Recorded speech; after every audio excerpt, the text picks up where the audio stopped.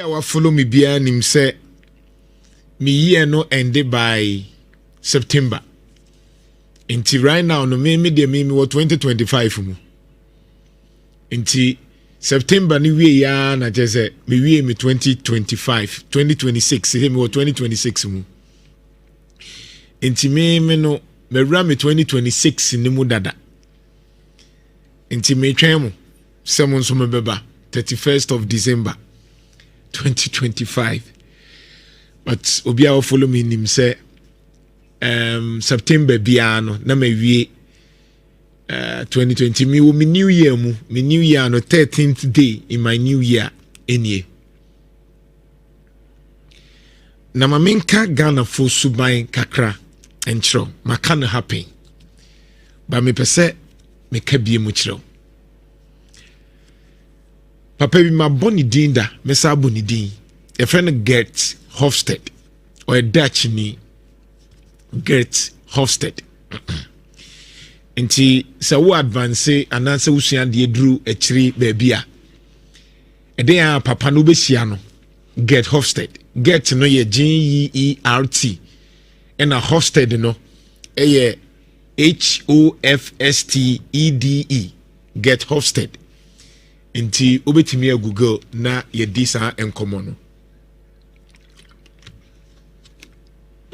na papa no ochro nyoma bibri na baako a ochro ye ene se ostadi hu se oman bia beko nanim ana beko na chia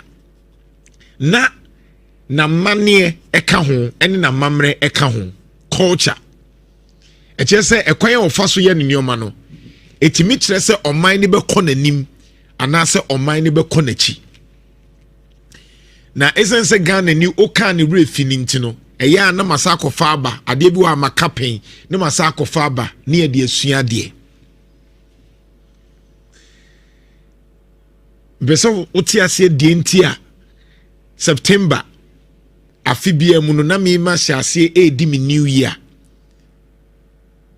because me nyintum se e wose me twen 31st of December and san ma ye me bibia friend resolution yemudodo na twen 31st inti 31st duru a ni akoye ye hu bia kama yakoye hu bia kama na ye o year of this afi mejima warrior afi menya sika afi meye say afi one say opa calculate de o kan say ubenya afi 2026 no ebia na ememu me de me ka say menya na afi nyina menya abroso de me ka se me pese mi hu nyina mahu pepepe kra sa abroso enti afi 2025 no me gitum se nyankopon de me de hye ne nsa no wa ya ma me kama abroso bibiri but osre nyankopon oye planner nyankopon ye planner o plane wan hyase se opese o hyase no ka se ye insuo bra da bi enti wo kan Genesis a obecho se infitiase no onyankopon bo soro ni asase na asase ye sakasaka eni hu nemom okan o se na nyankopon honhom butu insuo nani at that time when they know ye na all planet sabre na the spirit of God was upon the earth na nyankopon air planet ebusia obetna hwa ye NDC ni MPP but wo problem ni say oman ye ma wo kwan ma wo ndwene emplane wa ankasa wo plan o life wa plan o life based on their politician eka and internet de bia no aye disappointed no before so nyankopon bo wiase no na wo plane ne honhom ni nyina no plan was me wi a me de asase betoa me de we betoa me de we betoa me de we betoa enti time a owie de wo se owie nyina no the first thing na okaye in Hebrew your friend Hebrew or say yehi let there be yehi light ma ehimbra because opese uye bibia e wo se emu bie ansa na watimi aye ehan ne betimi aboa wa mo ahu nneoma ekoso enu nti na edura nwumra wo so light se de be ya ubehu die ekoso na una yankwa akopem bibi enti esoro yankrompon plan ni wie yanim de obeye no the first now kind say ma ehan bra because a ehan ne ba we are talking about clarity afi wonim de wo ye uhu wanim enti yankopon han no enye light keke na mum no pese ohu because that time na esuma ewo oman ni mu at that time no na wo se ehan ne light ne ba no timi be de odeye enti Professor Hofstede kan bibi ewa ha Jeff afede yenkoso na yenkosi ade oba Facebook aye choma kajo za higher radio university enioma ni bi wo ha obi atise school ntini a kirew kakra na ye de aba wa brabom because it was new month. Bibusa say oka omo train 31st December. And now oka omo planning omo life ni ye. Now no Israel for omo new month. No omo keka nyoma boom. Most of these financial institutions in September no mewie. Oko Roman Kalima September omu calendar no omu wie no mo plan bibi foforo omu te saa de na se September wie afina wie enti wo se plan your life no omu ko manim enti bon se company bi ye serious no o ma sha ase October yi asha se plan do mbe ye 2026 but one say amawu kwan say we dey train 31st December and san no plan no life enti na wo 31st December na akobom paya na umpaya ye tintin unim dia wo kampo ho na abadwini bibi hu say na me krade na mpese me ye eno ane so kwasa you go without a purpose amai dodo na manyofo nti enti me ma ye nwini yankasa ekwan ya ye pese ye fa so ebo ye bra hyehye ye bra Yemubi ye moye bra because ye expect say ye rajo mahama baby bia ehu onyo obeyo yetim sabo bra na wo bo bra because unim de opesa wo ya onwene de oman ne beye enti time a wunyi no bi nyeska enti China for philosophy bi China for they don't concentrate on the problems. They concentrate on results and solutions. China for do not concentrate on the problems. They concentrate on results and solutions. Say China ni ba no be hu say unyinyi ena dumso ono anka dumso no obekwa akoye generator because onim say sebi mo be kasa sa generator no aba be solve. China ni ba ye no hu say ye cha no ye cha ye de ndebia te se ye ka ye koto aduro ne de aka ne de esi awiem ha adwen iti China ni transfer say na so metimi aye cha wa sa cha ne ye mfa aduro ne ye beka ye be ye ne style opepa so pa na ekọ enne sa cha no nkofo to chen cha na ne ye wo ho no China ni transfer no ba no say ye sawdust no ye ya ne de akogu sokoban insuo nim sokoban sawdust na ye de asim ya se o enye hwani ahye sawdust no China ni transfer o say sawdust metimi de aye table amount sawdust metimi de aye chair amount sawdust metimi de aye ka ho nyoma bebre amount wo be ba beto ene okọ office bia na China for desk ene wo ho ye de sawdust na ye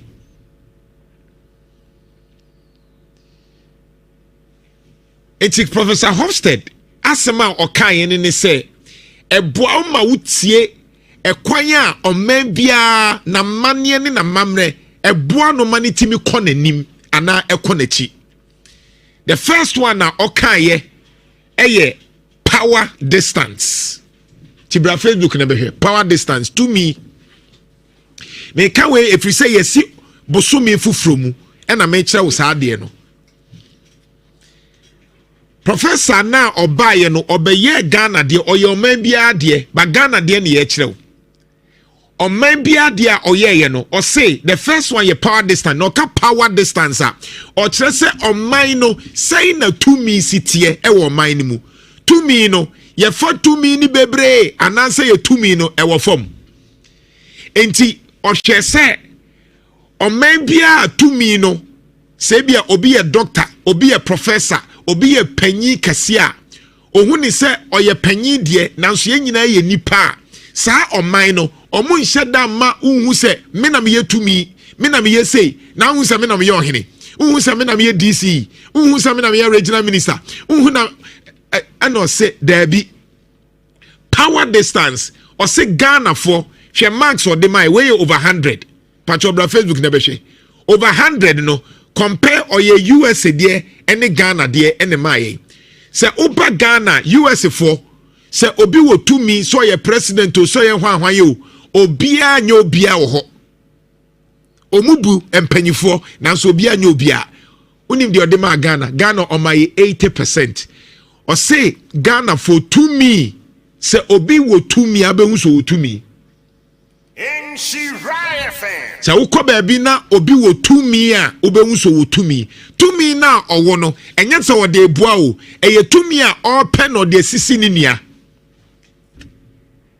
ntidi na NDC ni MP before many abreye tumi na open no enye necessary say opese eye because na no bi MP before mafia no enti say me NDC ni amabei se menya tumi a ewo se me so me de mafia enye tumi a ode kope adwuma mankrofo enye tumi a oye nhyehyɛ ama me no mienu ye kwan na de bia road accident no enye sa tumi no eye tumi a ne de na aba na aban ba ewo se oye de opɛ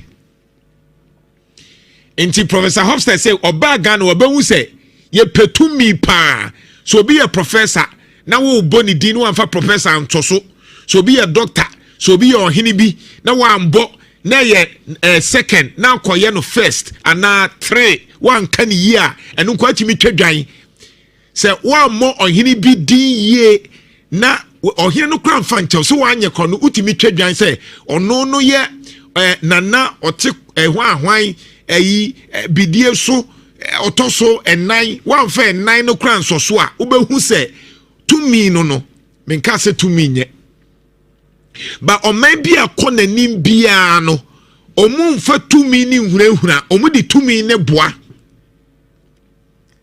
se uko oman bia ye serious a unhu se we ni manager unhu se we ni student unhu se we ni worker obi a ye adwuma ni bi participatory Ghana on my 80 or say ye de petumi cha adwuma on my 80 uko mia bebre on my 40 na yembra aha ena no person hwe say oman no ye tesan ye ankremkre anase ye edom ono de Ghana ni bia nim say ye de ye ade edom kwan so na de tienie de ochiremu ne se moye ma de edom a enye bad se nyina ye ka bom ti se ye ka so ye nkojankoja nti ye nyina ye nkambom ne enya adwuma no ka enye bad but o say what that's here who say esani se ye nioma edom nintino enti memua ye ma ya ndwini yie pachotie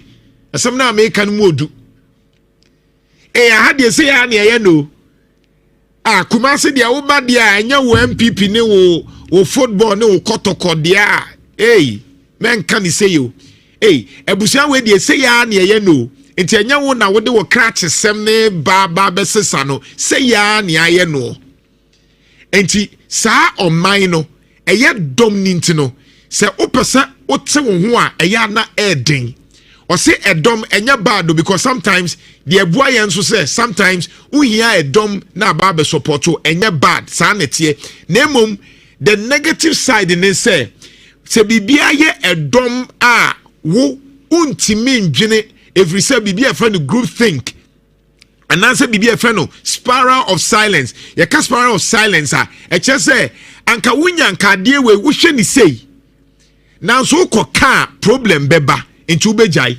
in Shiraya fan de ntia ye mu bi de bia ye nya problem ne say baby ani pa hwe no enye ho ne ehwe a de nti no bia se joma hama ya de wonko ade wusi sei ubenya problem ye bedi watem Adentina se na Kufu Addo aye say na adentina wo nko ade de bia wo nko ade efri say sankrofo no se wo ye wadwen se wo hwe ni bibi foforo anasa wo hwe ni bibi foforo a ebe problem because edom ni susu say so obi e kasa John Mahama ya ade a e wo so nso kasa John Mahama ya ade so obi e kasa na Kufu Addo ya ade a e wo so nso kasa na Kufu Addo ya ade so obi e kasa Baomia e wo so nso ka Baomia so obi e kasa Edunketia e wo so kasa Edunketia se wan kasa Edunketia because obi e ka problem beba in Shiraya fan I was amuntie o e new month tina me kire wo sa de na de bi month bia wo de me kire ye di kan ka say ye petumi tumi ne nso ye gi a ye di sisi en crop eni tina ba wo se police ni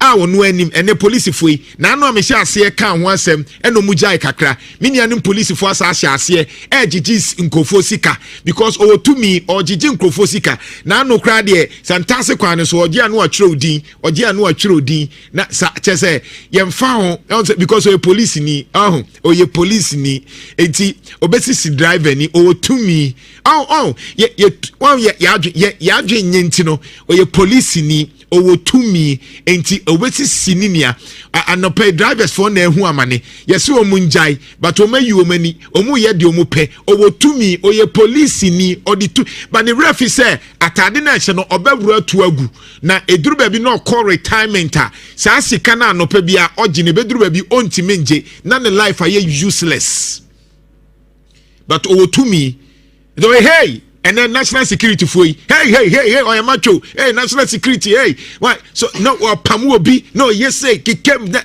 owo to me into one the to me ye enye to me e dey boa o ai owo to me the other thing they say ye dom one hwe ya the other thing o kan ye masculinity and femininity na no person hwe say o man Ghana ye wo emesu ana ye wo ememesu professor ne say ye wo emesu onim de nchi okase e o mesu no yemfa ne se oba bi baako e wo adwumam yemfa se ema miensa e na wo adwumam sa ema miensa no emema e wo ho nyina yi oba baako e na de bia omuni ni di nkomo e na de bia obi e kamfo ne se ne ho aye fe ema mienu na aka no problem beba e bi se oba no baako no so besu se na de o ye oba benko a ono nko na de bia ye kamfo no oba benko ano no nko ade bia kamfuni ekyese jealousy beba ose saa na esuban tie ose yen Ghana for ye wo emesu ni se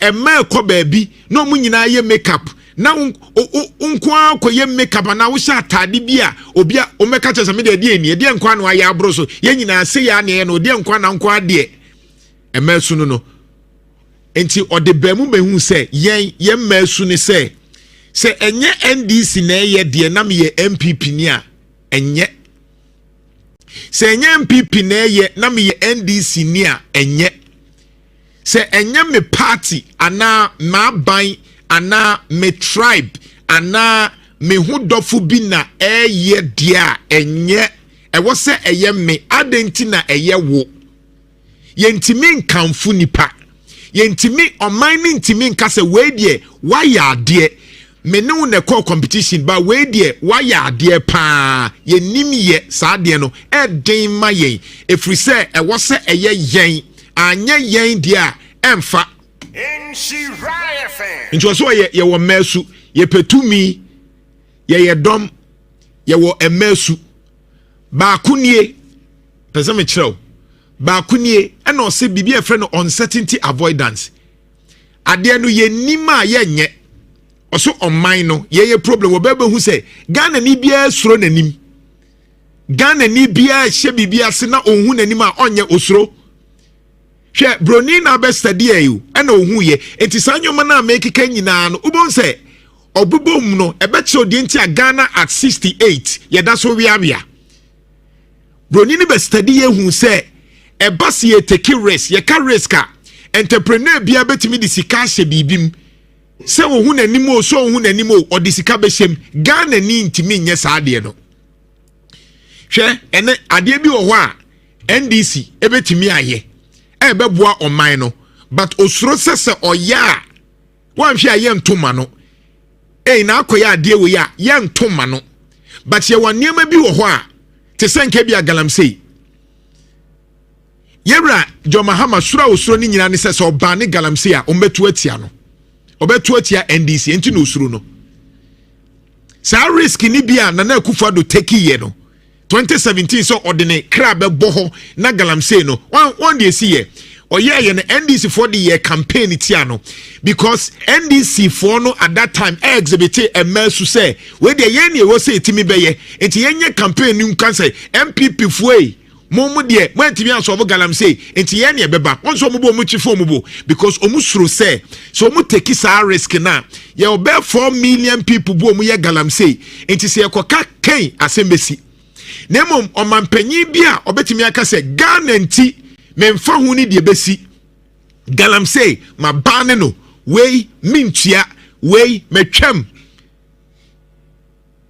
eno bi na Donald Trump ye no Donald Trump takes risk because we entrepreneur any serious Ashanti region Asokwa MCE regional minister what a risk by yesuro na mekoya me share me nsem traduma se me ben share fm a risk nam take here risk in ne say me buy ye no one ahaya MPP stronghold enti e wose de bia no muti MPP a wo kanfo mu ahaya kotoko because ye kotoko ye mfendi agro ena wo wa ba na wo say wo de bia wo beka MPP asem risk in ne say me hye ase no e de na nkofo anka o ya NDC ni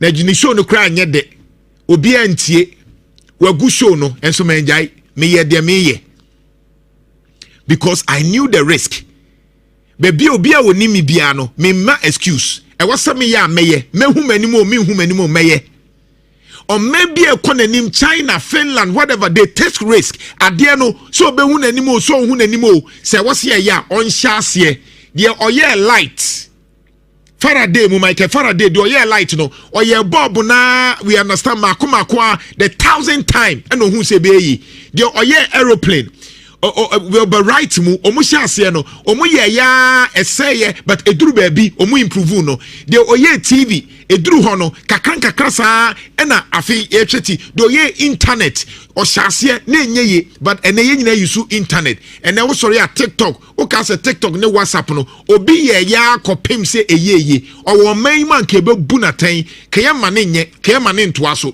because o man no ye suro se na medjuma ne hye na mekoye ne anto amame ade mekoya but omomu ko manim bebre no eye nkrofo a omu taking risk ose Ghana for enya ade in Shiraya fan faba kono nso bra short term orientation ana no pese ohun se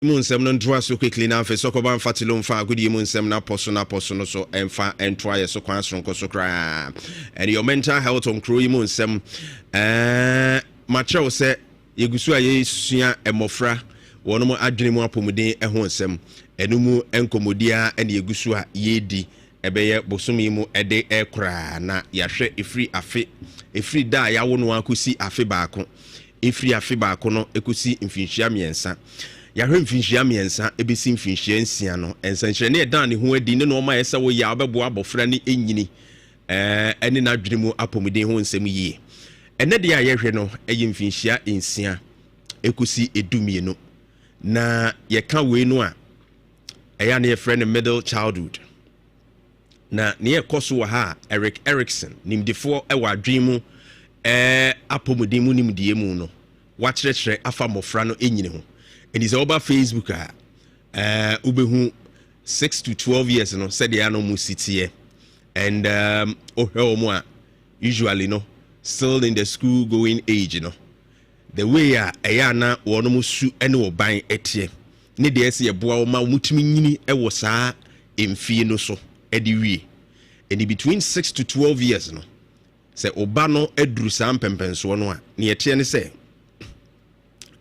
Erickson say waduru mpempenso bi a putoka say mu ye kan say industry versus inferiority say ono a benya nimu gidie en nimu akukuduro na watumi aye bibi anase obehu ne ho se onsem fata inferior onsem fata anase wo hu ne ho se ono de ontumi nya hwema ne nye yie no sabre no aha ena ya na o develop enu nti na me ne wusu ho ade ebre wei eye bra na mfie yi so ye mfie yi so a eya na mofra no edi sua bibi ye omo start so omo learn new skills na afi omo hyase se omo de omo ho toto omo emfefo ho ni omo hwe omo mfefo ya omo ntumi nya bie na omo hyase se omo sua ye enu nti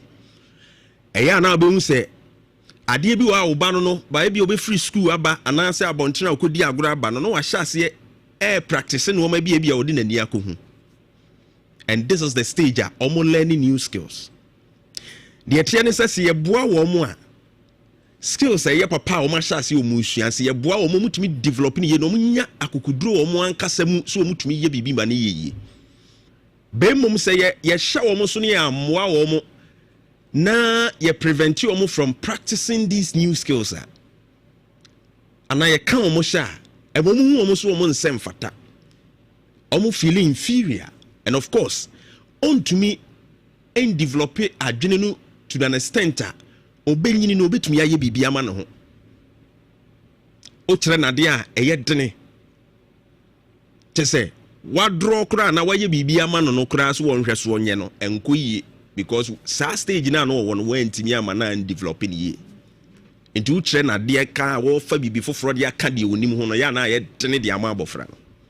Ti sa stage we no esi etimi bua mofra no emfato ho amede beye ne se ne ode beboa wo badam na nyini e wo san pempensuwe mu no ebi ti sa abofra bi amfa nso wo mfie nsia wa bom modern timi a draw picture bi kama oba ye no se mama o se ma draw kama unie teacher o se ne de mba me hwe wa draw wo che ne hye ha no wa soma de ne hye ha no obelt ne bo ha no wa draw bi dia to anim ade no draw ye no wa wo hwa wa draw no ma pa na dia man wo ba mesrew at this stage they are learning skills enti encourage no say wo ka kire say wow we dey fe why are there a sharp of running cry na e mana dwene ye say osua bibi a eyeye enti e mana kukuduro mo otimi ye mo na o try say on the skills no obe polish no.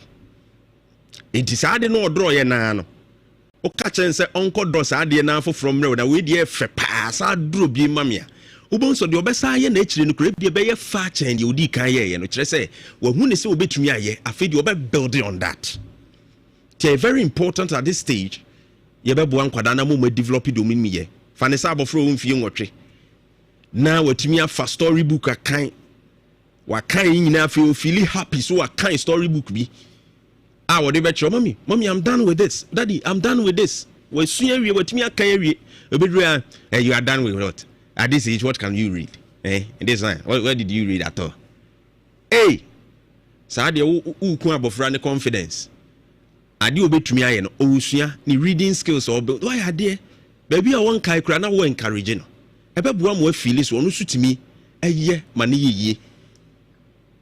Nekobane sa, abofrani benyini won pempenswa. Ode akukuduru ene nam ye ebeye de oye bia ebia na meken abofra no kure bia bo na opese osu abo a wo cheche ne kakrakra o say go emu na bam koso encourage no osua is a skill developing stage and kakra obo so polish na wo encouragement onkura hye a wo de ma abofra no betumi aboa amo etumi ayi ne ma menka we mfa ntwato wo mo a wo ma de assignment ba fia wo a wontumi nkyira akwada no unya brema no utumi yenso bɔ ne ho modern kakra ebi ye 10 na watumi atwa mu 5 ana 6 ya ba ko no mienu bi a wantumi antwa ne no wani abra wo bɔ abofra etiri so a te sɛ de wantumi anya bibia ama ne ho no mesrɛ wo kum ne confidence but encourage the child na ontumi anyere ne ho ebeduru pempenso bi no obe polish that skills as never before. Now be who abofra ne say onyini no mpani mfie so no ye nka no waye otumi ye ade no ye ne ye yɛmmoa yɛ mmɔfra no na ɔmu nyini yie wɔ adwene mu apɔmuden mu na bibia ntumi nkɔnkan pa nhyira 104.5 your mental health on kuro yi mu nsɛm ɛde yɛde ma wa bibia medin de Berima Kofi Dawson wotumi frɛ me akɔkɔ asɔkɔban fatilo de agoro yi mu nsɛm ɛde toa so de ama yɛde aka akyire no ɛdɔɔso yɛde ne nyinaa ɛbɛbɔ de ama wo yɛnkɔmmra yi sia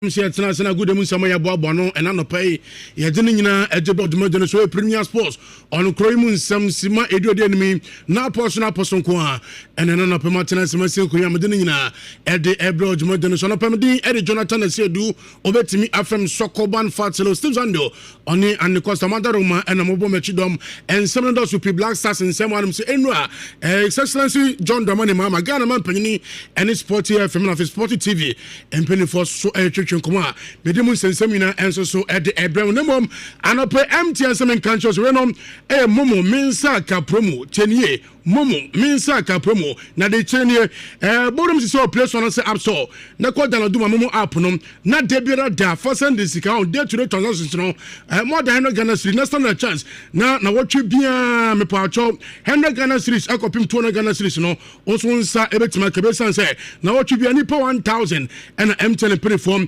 And so etimi echoma de anyesi kanan ko a on sabet masa kan yellow base right na dade na be bian so my fine pa at the amount me ba cho sika do so pone pa ka sepano 100,000 Ghana cedis and can sika than 1 billion on sa ebetima ke de yan se awrem o play store answer app store na wa download mamum app no na be bian so etimi fine pa and so etimi edama bet to some kan cho say we no bet to every was me so u cho bet to e our sports no so anase casino no so no na o any points na points no obetuma conventional man sika no betuma yi anase betuma dem a na osan e de etwa obetini biem umpe de mpa na pa you funu isi a na borumo www.betway.com.gh na twa betuno betway na bebia entimi kama pa entimi informa me ba cho Ghana man penny His Excellency John Dramani Mahama wodi nkomo e de for Black Stars e qualification awuram na nyamel 2026 World Cup no yesu awuram na kodi mu tintimai na Ghana man penny say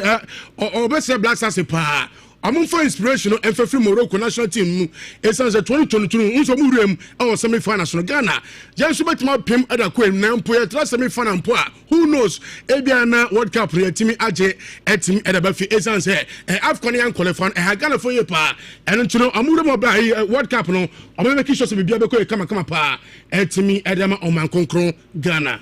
When we crashed out of the Afcon, it was heart-wrenching for all Ghanaians because it was the first time in many decades that 20 years that Ghana had not gone for the Afcon. Ghana has been a permanent fixture in Afcon, and so it was quite hurtful. But I believe that the boys have made it up with qualifying for the World Cup, and so we must take it one step further in the competition itself to make Ghana proud. Like you said, we must follow in the footsteps of Morocco to go beyond the semi-final and probably, who knows, fingers crossed, bring that trophy home to make Ghana proud and make Africa proud. Now, Ghana man parents or yare pass over 33 million population na Ghana Ukraine. Obia a coach nemum obesro obia so obia fan support no informa technical team of players no na be bia kama pa intimi informa Black Stars.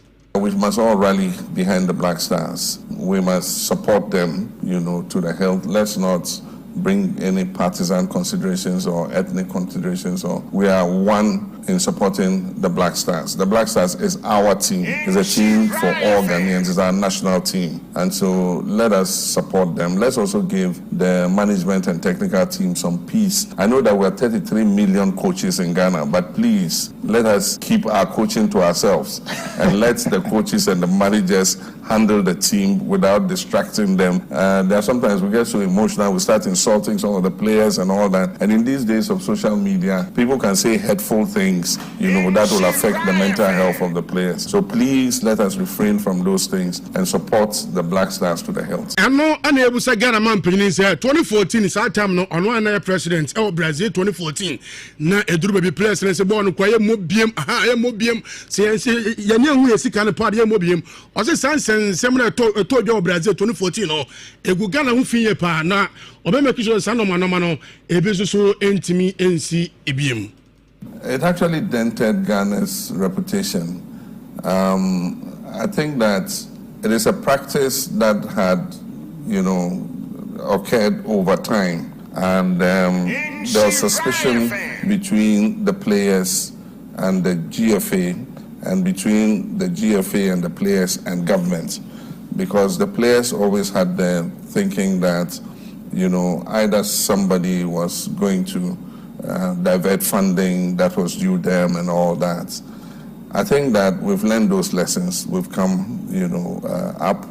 I think in that particular instance, the players refused to train. Yes. And they refused to go to the pitch if they didn't see their money in fiscal cash, And so in an attempt not to let them feel discouraged and not play or something like that, some decisions were taken. But now also I catch a GFA and a sports minister say you all 2026 World Cup no I'm making sure say bibia be transparent sika seminar that bibia Ghana for nyina obi ani be hu bi say 2 million ekokodi 2 million ekokodi na bibia fine pa etimi ede ama oman konkron Ghana yentie Ghana President His Excellency John Dramani Mahama. Discipline and transparency. We believe that this campaign should be a more disciplined, campaign. Aside from that, there should be transparency. Often when decisions are made and funding is opaque and all that, it creates all kinds of rumors in the society, and then creates all kinds of misperceptions in people's minds. And so one of the things I've told the Minister of Sports and Recreation and the GFA management is that we want to be transparent in how the national soccer teams are funded, so that Ghanaians understand that their resources are being used properly.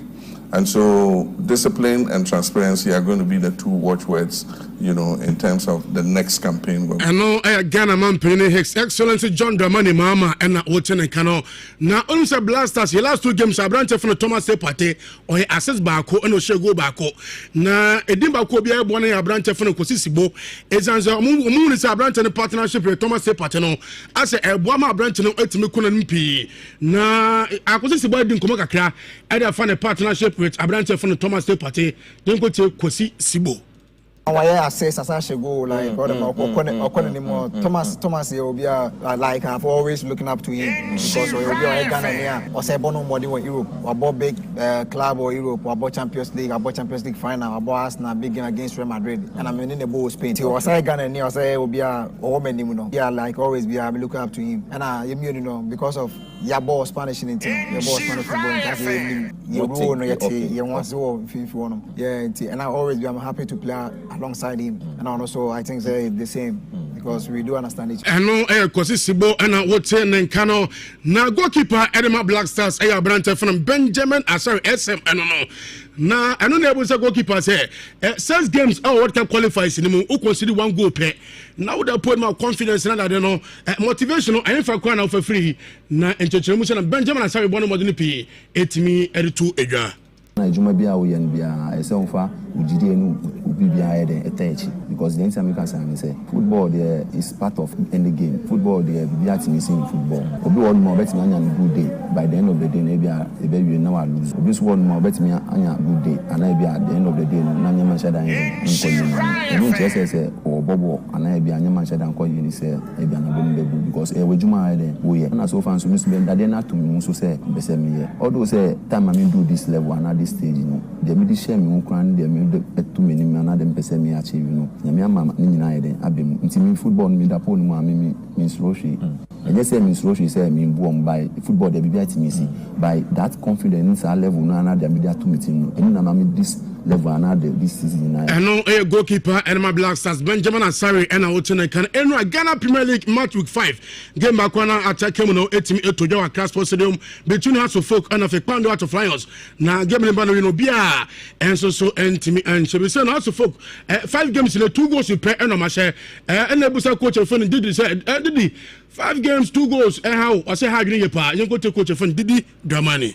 Yeah, every coach will be worried in this instance. But I think that the most important aspect of the game is what we are doing, that we have an identity, that we try as much as possible to create the spaces and then try as much as possible to control the opponent when they have the right moments. And so I think that it is the next phase that we need to intensify. We've been doing a lot in this regard. I don't have to justify this, but I think that it is still work in progress. After match day 5, say in a table, ACT Media Medican 12 points, out of lines, Tosumi and 11 points, Young Apostles, Tosumi and 10 points, Samatex and 9 points, House of Folk and Noom 9 points, Adjona Stars in Sia 9 points, Hall United and Son 8 points, Asante Kotoko Moche 8 points, Vision FC and Crown 8 points, Kerala United Edu 8 points, Bediana Gold Stars Dubaku 6 points, Nations FC Dumianu 5 points, Blokum Chelsea Dumiansa 4 points, All Blacks do 9 3 points, Becham United Edunum 2 points, Basekoli Stars Dunsia 2 points, Dream Steps do so 1 point, and I feel 11 wonders in the chat to do what you are almost equal 1 point. And some of those who pinamum and man and Shadania farm and OSN 9:30. I will be covered your phone in the Sekuya, not yet in Shra Power Sport with the Casipano, and so at me at the Brano Pemdi, Eddie Jonathan, and Sedu over to me from Sokoban Fatilo. Meso so, Nanajan Tonako to us so now, and with the Quamu Sam Jumadiano at me, Eddie Abramo.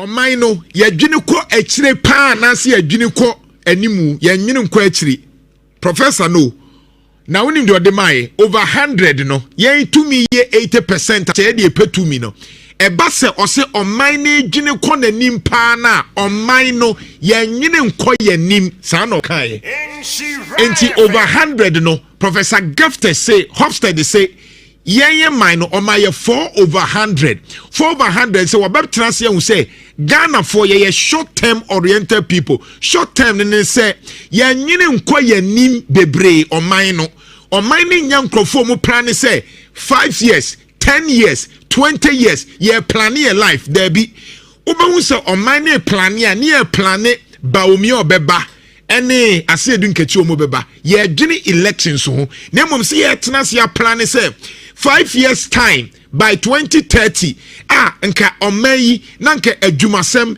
ya ma adwuma ho problems no ekofom nurses and strike ye kwan no ya ba mu a ekoye by the next 5 years no near training more engineers more scientists ya create a technical and vocational no ya ma ya bie mu by the next 5 years no na ohia pa bubro no ya yefri oman ni mama say Ghana ni ne ho kire no ne ho nkire ni biem by the next 5 years no na kuaye Ghana ye kra $2.4 billion efri abrochire amanone eba no enkasa sika no akaha by the next 5 years no na Ghana ye wo tomato factory ye wo onion factory ye yankase ye kra ye nkra nyomo enkrofo ne be kra nyoma free ha by the next 5 years na nka cocoa na de bia ye ton raw seed no anka ye ne produce na mnofo na ba be fa wa ha by the next 5 years no na nka gold na de bia ye tam ne de kono komo be ba ha na high it say Dubai by the next 5 years no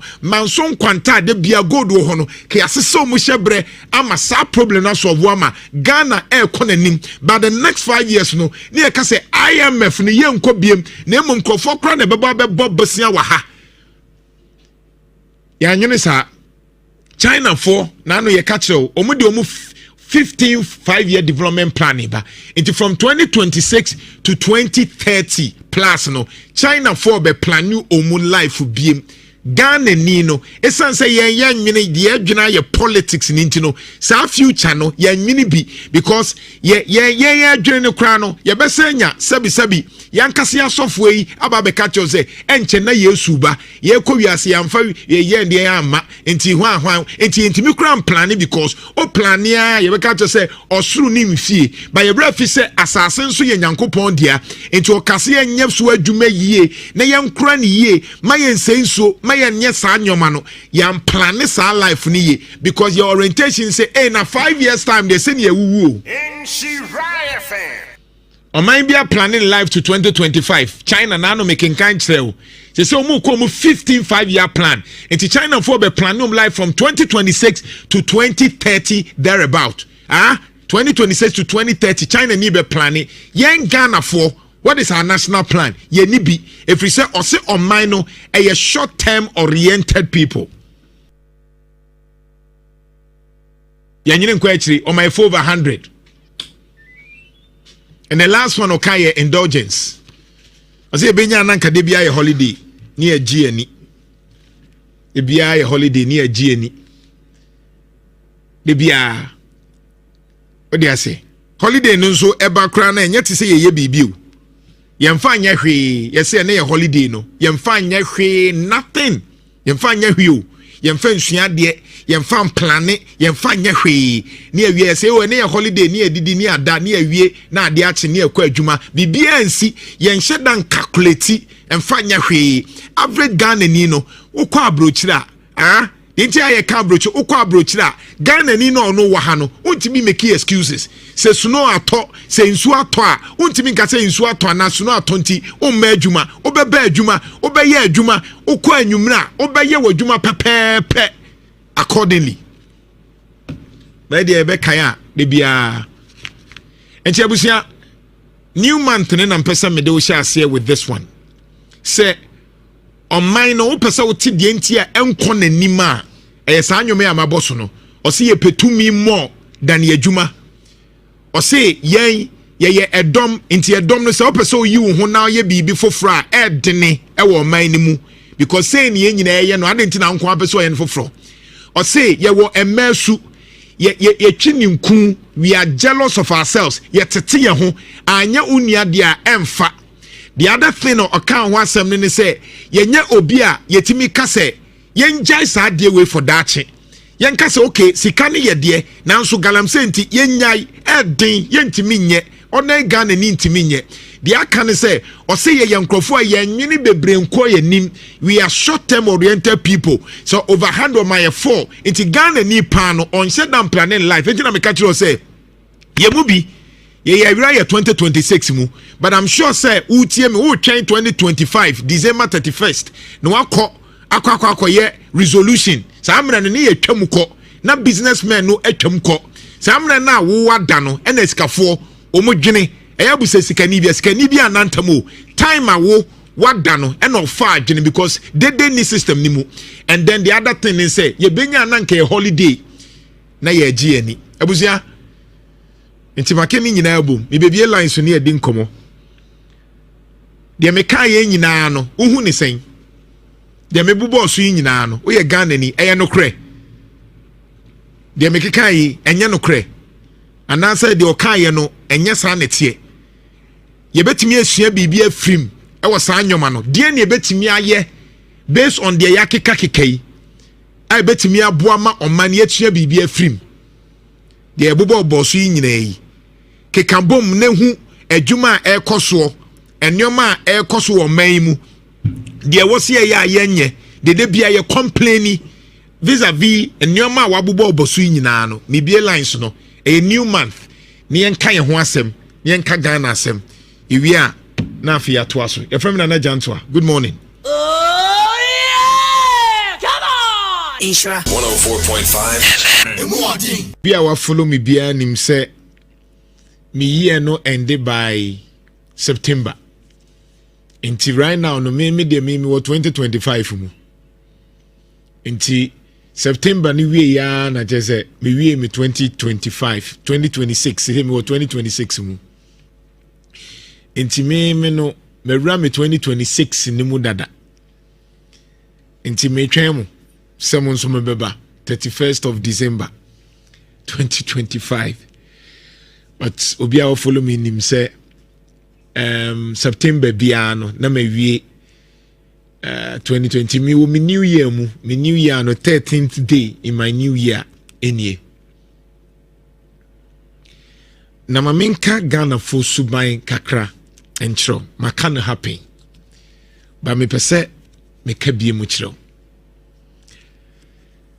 papa bi ma boni din da me sa boni din e friend Gert Hofstede or a Dutch ni Gert Hofstede nti sɛ wo advance anaasɛ wo sua de duru akyiri baabia ɛden a papa no bɛhyia no Gert Hofstede Gert no yɛ GEERT ɛna Hofstede no ɛyɛ HOFSTEDE Gert Hofstede nti wobɛtumi a Google na yɛdi saa nkɔmmɔ no na papa no ɔtwerɛ nneɛma bebree na baako a ɔtwerɛeɛ ɛne sɛ ɔstadi hu sɛ ɔman bia bɛkɔ n'anim anaa bɛkɔ n'akyi a na manneɛ ɛka ho ɛne na mammerɛ ɛka ho culture ɛkyerɛ sɛ ɛkwan a ɔfa so yɛ ne nneɛma no ɛtumi kyerɛ sɛ ɔman ne bɛkɔ n'anim anaasɛ ɔman ne bɛkɔ n'akyi na ɛsɛn sɛ Ghana ni ɔka ne werɛ fi ne nti no ɛyɛ a na masa akɔfa aba adeɛ bi wɔ amaka pɛn na masa akɔfa aba ne yɛde asua adeɛ bɛsɛ wote aseɛ deɛ nti a September afi bia mu no na me ma hyɛ aseɛ ɛdi me new year because me nyi ntum sɛ ɛwɔ sɛ me twɛn 31st of December ansa na mayɛ me biribi a friend resolution yemu dodo na twɛn 31st nti 31st duru hɔ a ni akɔyɛ yɛ hu bia kama yakɔyɛ hu bia kama na yɛ o year of this afi mejima warrior afi menya sika afi meye say afi once opa calculate deɛ o kan sɛ ubenya afi 2026 no ebia na ememu me deɛ me ka sɛ menya na afi nyina menya abroso deɛ me ka sɛ me pɛsɛ me hu nyina mehu pɛpɛpɛ kra sa abroso enti afi 2025 no me gitum sɛ nyankopɔn deɛ me de hyɛ ne nsa no wayɛ ama me kama abroso bibiri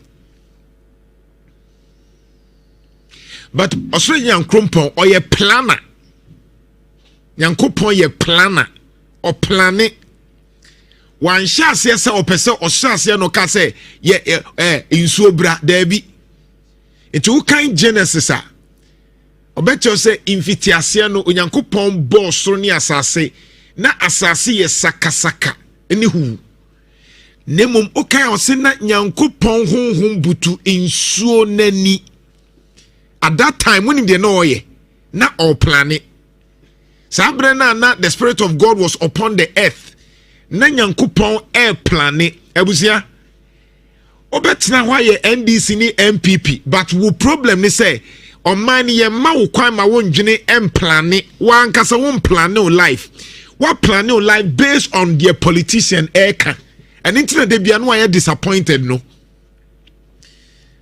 before so nyankopɔn bo wiase no na wo plane ne honhom ni nyina na plane was me wi a me de asase betoa me de we betoa me de we betoa me de we betoa enti time a owie de wo se owie nyina no the first thing na okaye in Hebrew your friend Hebrew or say yehi let there be yehi light ma ehimbra because opese uye bibia e wo se emu bie ansa na watimi aye ehan ne betimi aboa wa mo ahu nneoma ekoso enu ntina edura nwumra wo so light se de be ya ubehu die ekoso na wo na yankwa akopem bibi enti esoro yankompon plan ni wie yanim de obeye no the first now kind say ma ehan bra because ehan ne ba we are talking about clarity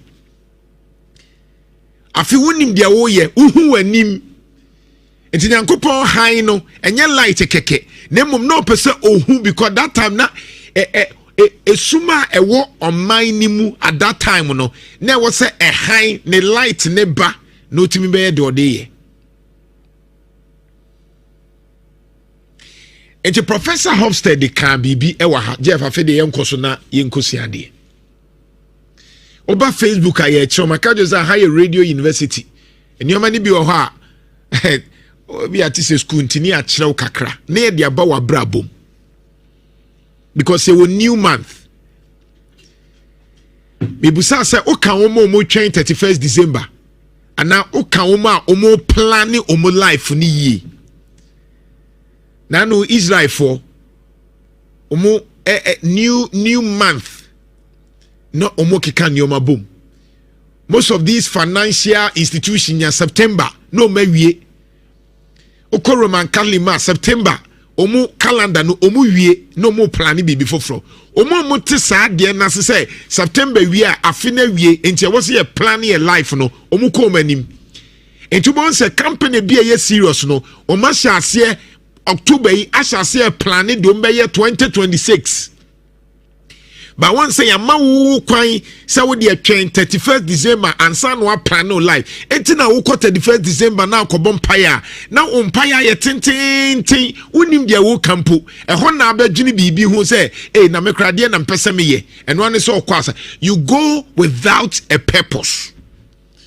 amai dodo na manyofo nti entimi ma ye nwini yankasa e kwan ya ye pese e fa so e boy ye bra hyehye ye bra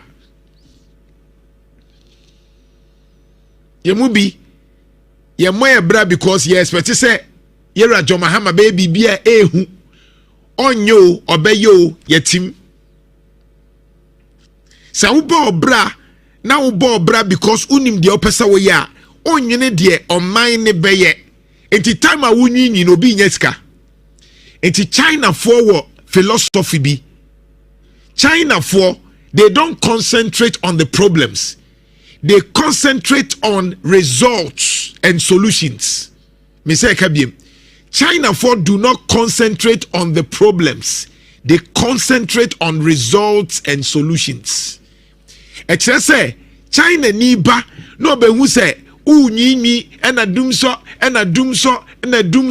ono anka dumso no obekwa akoye generator because onim say sebi mo be kasa sa generator no aba be solve. China ni ba ye no hu say ye chacha no ye chacha ye de ndebia atese ye ka ye koto aduro ne de aka ne de esi awiem ha adwen iti China ni transia say na so metimi ye chacha wa sa chacha no ye mfa aduro ne ye beka ye be ye ne style opepa so pa na ekọ enne sa chacha no nkofo to chen chacha na ne ye wo ho no China ni transia no ba no say ye sawdust no ye ya ne de akogu sokoban insuo nim sokoban sawdust na ye de asimya se o enye hwani ahye sawdust no China ni transia o say sawdust we metimi de aye table amount sawdust we metimi de aye chair amount sawdust we metimi de aye ka ho nyoma bebre amount wo be ba beto ene okọ office bia na China for desk ene wo ho ye de sawdust na ye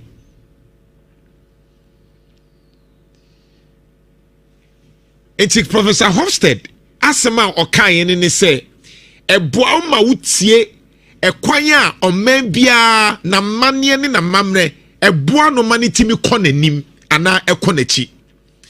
The first one na okan ye power distance. Tibra Facebook na be power distance to me ka we if you say yes bosome fufuro mu e na me kire wo sa de no Professor na obaye no obeye Ghana de oyoman bia de ba Ghana de na ye kire wo oman bia de oyeye no o say the first one ye power distance no ka power distance o kire se oman no say na to me sitie e wo oman ni mu to me no ye fa to me ni bebre ananse ye to me no e wo fam enti o hwe se oman bia to me no se bia obi ye doctor obi ye professor obi ye panyi kase a ohuni se oye panyi de nanso ye nyina ye nipa sa oman no omo nhyeda ma unhu se me na me yetumi me na me yesei na unhu se me na me yohene unhu se me na me DC unhu se me na me regional minister unhu na ano se there be power distance or say Ghana for she marks or the my way over 100 patchobra Facebook never she over 100 no compare or ye USA there any Ghana there any my say oba Ghana USA for say obi wo to me so ye president to so ye hwan yo obia nya obia wo ho omubu empanyifo nanso obia nya obia unim de odema Ghana on my 80% or say Ghana for to me say obi wo to me abehu so wo to me say ukoba bi na obi wo to me a obehu so wo to me na owo no enye se wo de bua o eye to me a open no de sisi ni nia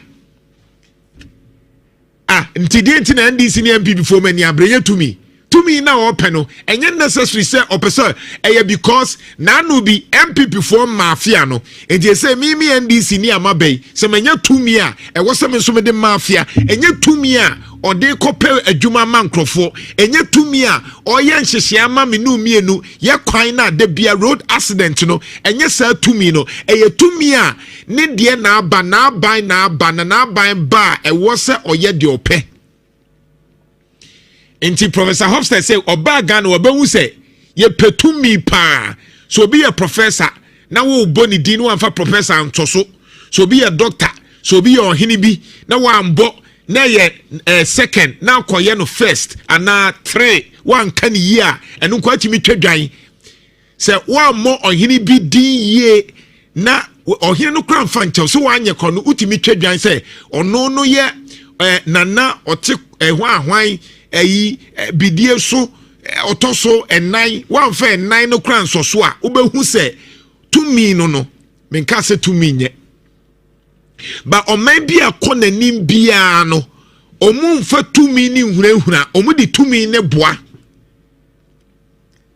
se uko oman bia ye serious a unhu se we ni manager unhu se we ni student unhu se we ni worker obi a ye adwuma ni bi participatory Ghana on my 80 or see ye de petumi cha adwuma on my 80 okọ mia bebre on my 40 na yembra aha ena no pese o hwe se on my no ye tesen ye ankrenkre anase ye edom ono de Ghana ni bia nim se ye de ye ade edom kwan so na de tie nie de ochiremu ne se moye ma de edom a enye bad se nyina ye ka bom ti se ka so eye nkojankoja nti nyina ye nka bom ne enya adwuma no ka enye bad but o say what that see hu say esane se ye nioma edom ni ntino enti memmoa ye ma ye ndwini yie pachotie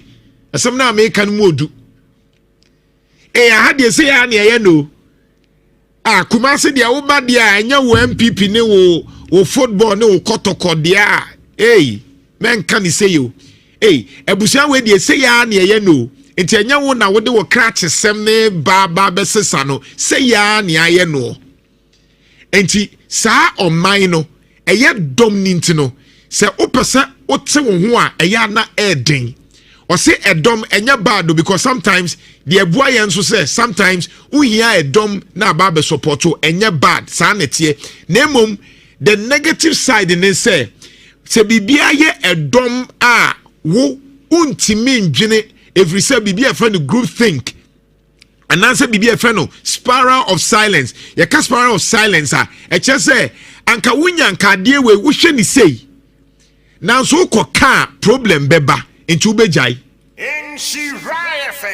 the entire movie debia yenya problem ne say baby nipa hwe no enye ho ne ehwe ade nti no bia se John Mahama ya de wonko ade wusi sei ubenya problem ye bedi watem Adentina se na Kufu Addo aye say na adentina wo nko ade de bia wo nko ade efri say sankrofo no se wo ye wa adwen se wo hwe ne bibi foforo anasa wo hwe ne bibi foforo a e be problem because edom ni susu say so obi e kasa John Mahama ya ade a e wo so kasa John Mahama ya ade so obi e kasa na Kufu Addo ya ade a e wo so kasa na Kufu Addo ya ade so obi e kasa Bawumia e wo so ka Bawumia so obi e kasa Edu Nketia e wo so kasa Edu Nketia se wan kasa Edu Nketia because so be a can problem beba in she riot fan I was amuntie you new month tina me kire wo saade na de bi month bia wo de me kire ye di kan ka say ye petumi tumi ne nse agi a ye di sisi enkrofo eni tina ba wo se police ni a wono anim ene police foi na no me hye ase kan ho asem eno mu jai kakra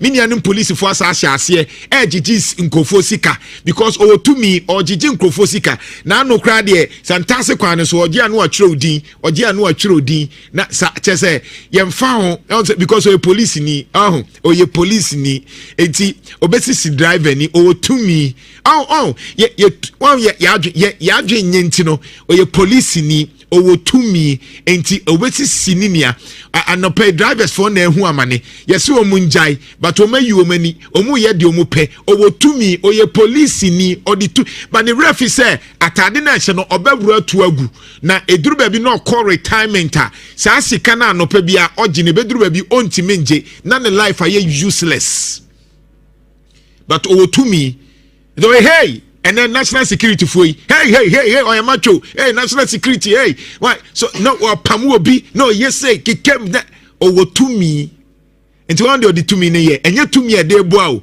ai owo to me the other thing ne say ye dom one hwe ya the other thing o kai ye masculinity and femininity na no person hwe say o man Ghana ye wo emesu ana ye wo ememesu professor ne say ye wo emesu onim de ncho ka say o mesu no yemfa ne say oba bi baako ewo adwumam yemfa say ema miensa ene wo adwumam sa ema miensa no emema ewo ho nyina yi oba baako ena de bia omuni ni di nkomo ena de bia obi e kamfo ne say ne ho aye fe ema mienu na aka no problem beba ebi say oba no baako no so besu say na de o oba benko a ono nko na de bia ye kamfo no oba ben kwa no nko de bia kamfo ni e chese jealousy beba o se sa na esuban tie o se yen Ghana for ye wo emesu ni se ema ko ba bi no mu nyina ye makeup na nko akoye makeup na wo sha atade bia obia yakofa agudie mu nsem na poso no abawie ne akachiri no edoso pa ye de nyina ebeso mu ni se na no pay Ghana mu nsem kroyi mu nsem dwumadie so de sa ye bedi nkomo bebre na attorney general keka no nse ebe mre kakra ni manfo bo ni triso a ni ade a but wa keka no na National Service Authority ho na ensensem ni free ba mu nkyire mu nyina de bebrew ba me yenkodi nkomo kakra emra na yenko Kennedy digital satellite akache eno mapapa ye beto ne bo nso efo no every Kennedy digital satellite bra good morning mi nyangwa bibia boko de ha nyame de papa na se bi e puru bi bra Kennedy on ye o papa no pe woti na to okropon ase pa Kennedy o se me ba me fa ne nchiama o meje ne so o ka se mo bodwum ye dana se ma nyina ye ni so right nyame hwam ami ahodin ni nimde ni tumi bi mu hia mo de be ye adwuma wi me na sipi ami me ni penya mu ni mu ntiase no papa ne nyankoro po ho fa no mo o hyiram no tutuma na mu nyina e fa si pa papa se me fa nsem nyina fa mo kama pa ye dana se yes na de ye beto no ma you see manfo ai wa now you see scan so no sisi skano ewo ho nso ase ni ho sa aha ntino de wo no wan hweli ye na aka se obedi ni nyina nso be hadwene na manfo bi bokro no wo krum nokre edwadifuo bi bokro no wo krum nokre papa na ukodwemu a ukodi dwa be ye aduane e bi bokro no nokre anwanu bia bo etisi no no de odi aka ho ebi nso enjoy monopoly ewo ba bi o mote mantem wo no nko na wo store ebi wo ho nso ne bo edin okay opu beto but ɛnu nti na ya na nyame ahyɛ da de nkrofo bi ewurawuram so a wo mutirimu ye na ho wadwen pa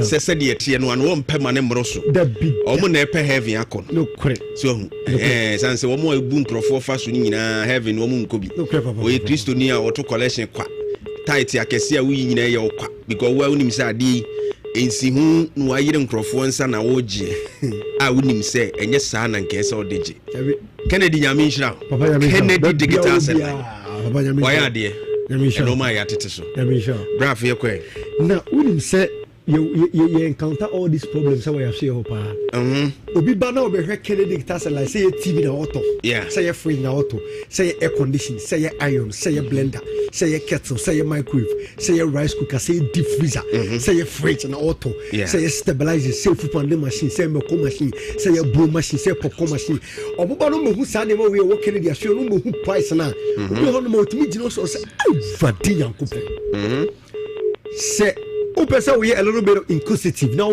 Pobin Nipano, Ube Nippon Busan said, Aminia, then Obe General Reading and Kupoka said, was a bra. Send me says and come and koha. He said, was an aluminium about Coco TV, be 32 inches here. Kennedy digital sell a model 1,089 and a city, or what to be 1,005 away one time. Right. And I'm saying, 1,005 for the other day, 32 inches television. Was a bra.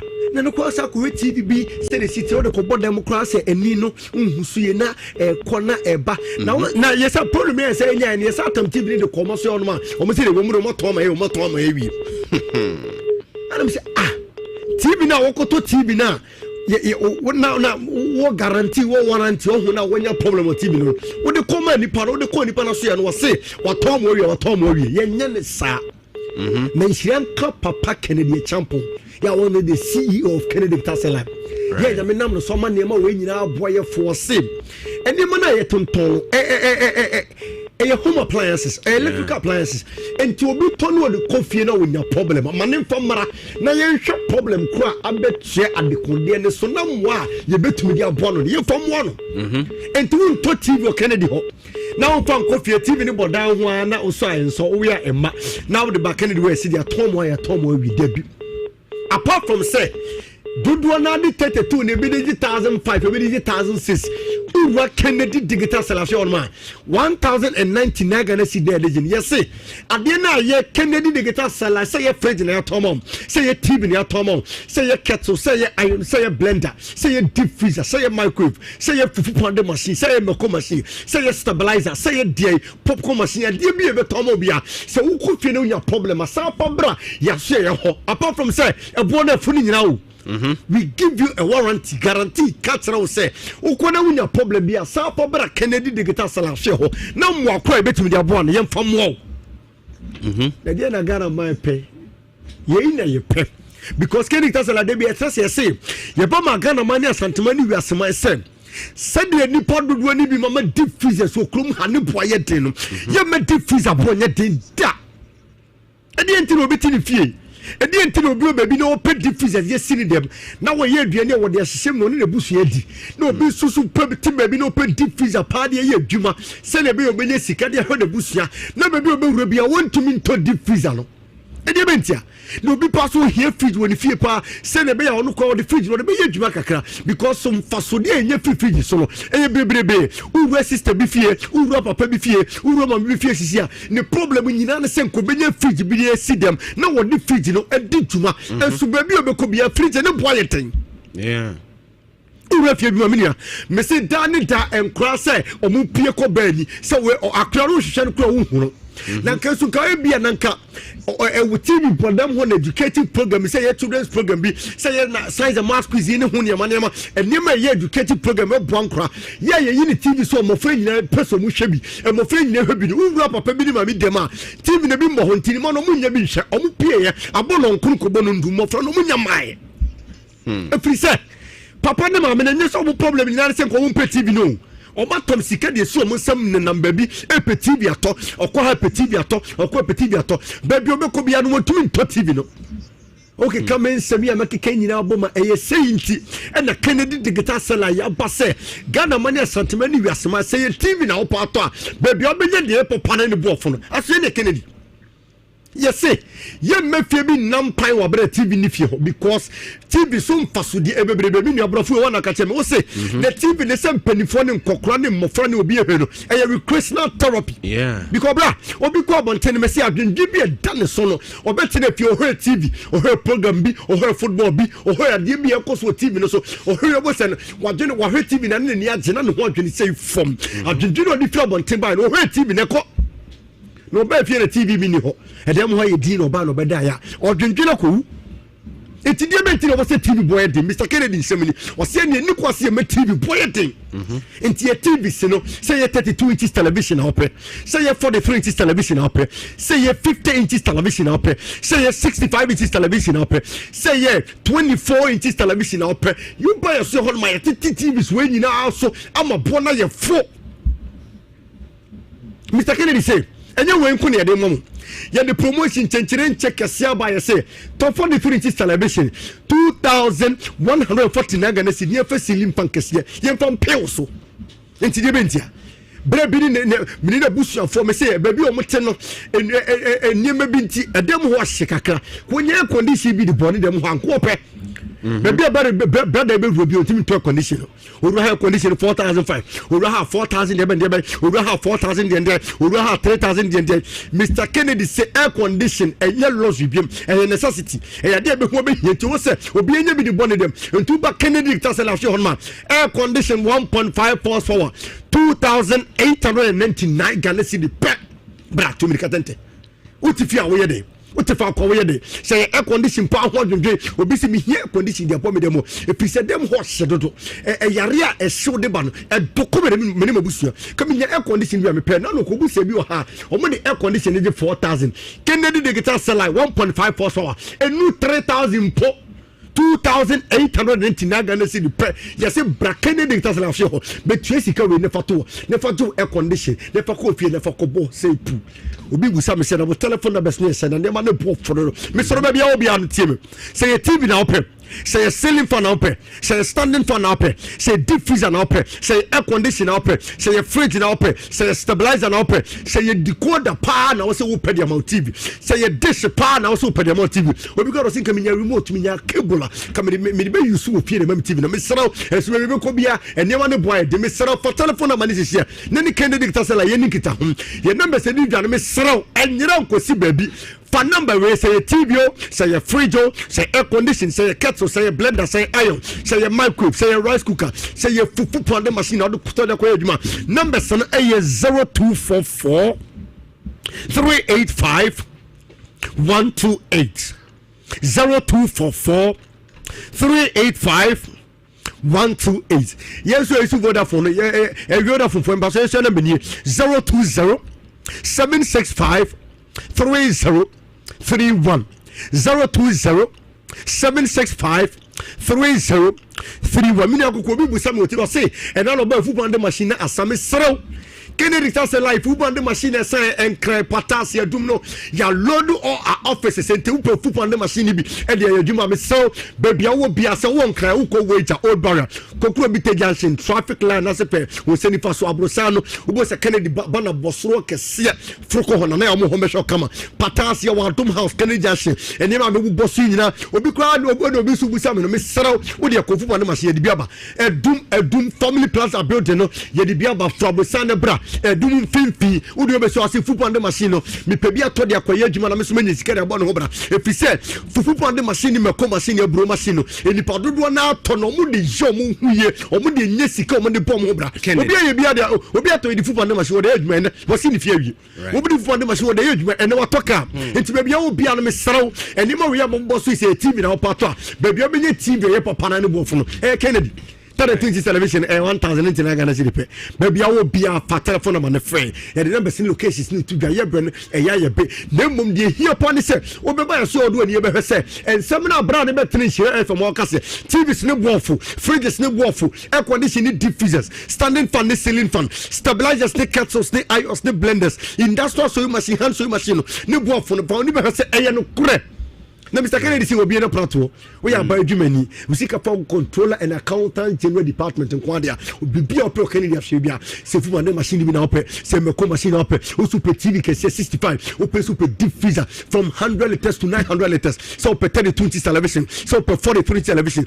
we seek for controller and kwana say Mr. Kennedy mo bi no fantete wa akonya na bie no bi so ope 3 months se ba ya ma no obi so open 1 year be yamano open 6 months so be yamano nemom e quote to no 5 good years yeah the numbers in locations to so na so we no more fit promotion no e cost ya 10 yamano say who ama de the boy for telephone number say no ene nikita wo sisi a obra so wi dwuma so no fresh say adum family plaza building in kan wager old barrier kokuro bi tejansin travel na pay patas ya wadom house Canadian say number ni de tu dwane so no fa na hu yaye no bi afa sokwa akoda no atintina number say 0244 0244 385 128 0244 385 128 phone phone is 020 765 3031 020 765 3031 ya bia prato promotion e koso ye nwie bra enyama no ya tete ball send bi obi abetimi atobi air condition no 2899 Ghana cedi tell to near 1099 Ghana cedi before the three no bra beto bi 2149 near first standing fan kese from pay so when you promotion kese ko so Canada afia enya no ko ya tete na mani nyina so intimi so family katante fashion Mrs. Edwin agogwati ai se home appliance ko de wait ma hen fa na ye ko to de no Kennedy digital salamini akonya mi shop right on show 104.5 we a crow you nsem na ogusu awutie no na ma memfa birthday wishes is stronko fan koma enuanom na afi yentoa so enko ye nim sansensem egu apono so happy birthday stronko enkoma Millicent ene your birthday happy birthday to you Millicent je family free ha enkoma onyame nhwa wa wodano so na onye okese pa ma nkwatenten ahoden ewum we free wa woyonko akosua Sandra eho afi another one to Aku also owo etimetim Aku happy birthday to you nyame inshallah na omawo enye kesekra etimetim ma se ho na wo Bismarck Mensa of Angel TV Angel FM and your birthday happy birthday to you Florence Appiah Kubi of Patrapa Health Center also my happy birthday and then another one to Samson also birthday and happy birthday to you Nyame Nshraw na onyo kese Samson of Kesben Nyame Nshraw pa no man kwatenten ahode wo na bibia enko yie pa emfa emma honorable Eric Asibe kwada so MC anopay special good morning to you edumewura nyame enkoso am ahoden na ye aduma pa fabo amagana said ye wo ye na no koso ne bo adumaden honorable Eric Asibe municipal chief executive for kwada so anopay me chia kwanso nkoso kra nyame enkoso empejao na onyo kese to you MC of Asante Mampon Yakubu Yusuf honorable good morning minim say enra na anigiaba san said ye na ya twen no yade say nyame adom a new paramount chief was elected na enra na akoye anigisem bra wonumu ebu dini eyi nu pie no na enya asem ketwa kra ewo Asante Mampon enti sabre ameka say de Asante Mampon kai se be abosume kakrani ada se bro se bu nsu otosumienu Asante Mampon hene na nakwa akura no na ehu akohia se mpanisi dua bibu a yebu bi pomamu nti yenya de obesi na namu ne owura Leslie nkansa ose bu nsu adehifie din a wodi nim no berima nkansa dwamena na nyame adom ono na empanifo enam amamres kwan so nipa dunsia adehye abusuakuo ni hyiaye adehye abusuakuo num no ehyiaye no wono yi won se yehwem na yenyi obaako ensi dasebro se ebu nsu otosumienu anamu no Ira Leslie nkansa osebunsu na esi no so enti ye hwe animu se obetumi akopie mu wo manhia na afi otekoko so ogi ne tumwi a we swai na afi watumi abesia na mu na asantema mpompuntu afa ne ntoma pa de efra enti ye mautimkwa eye Ira Leslie nkansa osebunsu nse okoche otekoko so wi na amamre ne amane kwan so mo ye nyina wi afi ne nkonwa din bepie na afi yatumi atwa so akoye nimti sabrede congratulations to you wa bene pa wa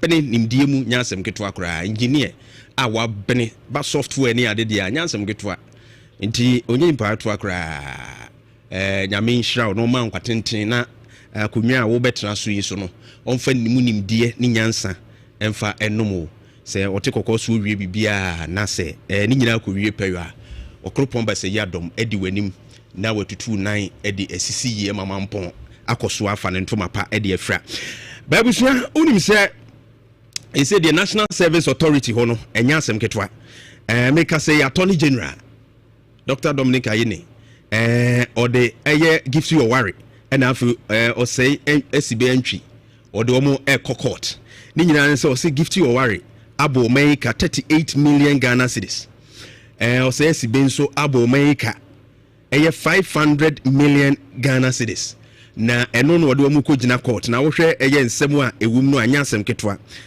charges ni ade no investigations a wo maye a ni nyina wo hwe facts no a egum no a we say Gifty Owari no former deputy executive director for National Service Authority and Ira or say SCB so ye director no da no nti ho nsensem no akoye bibi enemu na me kind point 11 no hono nsem no Also, investigations revealed that the accused person did not supply any products of high purchase to any NSP and that the 9,934 names she gave to ADB and gifts were ghost names she generated from the NSA CMS.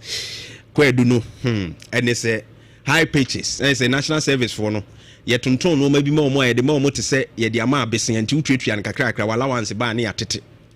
Na nchimuni chese ira ayo says be entry and I give to a worry or no sa a system no a down my bomo yempany for down on I give to a worry ekoji loan we dbia or nam NSSD NSA dimu ekoji the man company na and I'm so my interest big goose near din in our ball maker 38 million a cockot na and attorney general at the abanti 0.11 no and when some no so na emu nsem bebrebe wo hwe bi mu a kyese but the hwe the suicide body no befa aban kire se ontumi employ 74,000 health workers no by 2026 Minister of Health Minta Kando and akasa but the good news is that nurse for be 6,500 one more salaries na kamu an yom ko demonstration and rechi betu dwa se nurse ni ba akokranki ekwari no mo sa atwesan ye no emu nsem no Ira Kando kire se financial clearance no or the Ministry of Health akasa na enra anwumre na krata bi beto dwa se de clearance no financial clearance na aba tie na that screen is no na you say it was even 10th by enra NPA na Minister of Finance ato forcing atro se wono amakwan se yentua saa anesi fuika 6,261 nurses and midwives there wonum sika no yentua nti akatua no ebeba as the minister promised in November ebetua na clearance na ba so we looking forward say ehun sika no beba na afi etu akotre de yekere na asem ede na asem kosan say afie chi ni abofunu bi abim fight against galamsey yes e be here $10 billion okay big push sika na bi Emmanuel Amakofibu Minister of Lands and Natural Resources and e kasa asem na onzu hu ne say media meti hey asrafo bi soja ni bi fresh ya so some time ago say ye man soja fo kwan a soja fo kakra bi ye che omugu regions ni nyina mu a galamsey be stopping them nti 10 billion de me to fight galamsey pa e bia to reclaim the lands no na ade de e bia fine but fight galamsey de your political will now we can do less than this amount ko ba bia eni adwensi ye bonia stop it. Na mampani se ebeye kakra no daachi bia wo ba betumi abeye mampani wo man mu John Dramani Mahama eneka unim so akopie mu e China na dwumadie bi e global leaders meeting on women or say oba in the near future oba betimi abe president e Ghana ha and ebisi eyedi ya na say prophecy na ebe timampani akohia president of China Xi Jinping na enkomodie pinu a ekoso dwumadie na se ani nyina no emu nkomodie no edi animu na no yebekum na afie hu se de ho nsem esi eko ene auto fridge auto TV ne ye the stars abobo ho a onsi yesi 2 star 3 star ebitwe kanea pa ebintwe esi yeso omo di fake one ebobo ho empanifo so mbedi ho dwuma nti woto afie wani na ehwe ye na bibia ntumi enkoso esu amamenka wo se emo no de Gini rice eno na ese wudi Gini rice pa emo ano de 4.2 kilogram bag Gini rice no oto a card bi shim na wo scratch card na obetumi anya achede pi no ayeden edi na kwanya wo mkurase edo beko Dubai akọju wani keke Gini rice bo modern ne pebito na bibia entumi enkoyie pa eni akiri kra ba bia befa bia ubenya bi etumi ato eti ye cha achede Gini rice di mo papa na se nya achede efa ka ho kai se endei DSTV se wo top package ya se okọ party ni so a ye be upgrade you to access na afi wo access so a de wakọ family wo family so a de wo be compact ni nyina no DSTV ono so customers no mo ya de pa nti se no de ono mo de no ma account *759# *759# now we'll stay connected. Your home of entertainment, DSTV no. Ultimate account, APSA, and the aba, or say or cover insurance and up to 50,000 Ghana cedis or hospital cashback. Oh, ya record ya de sabia. Or do you see cano who car be bone room seminano or besanso etria the amount. Now, man, up to 1 million Ghana cedis travel insurance. Oh, yo, 30 other benefits. I think APSA no your story matters.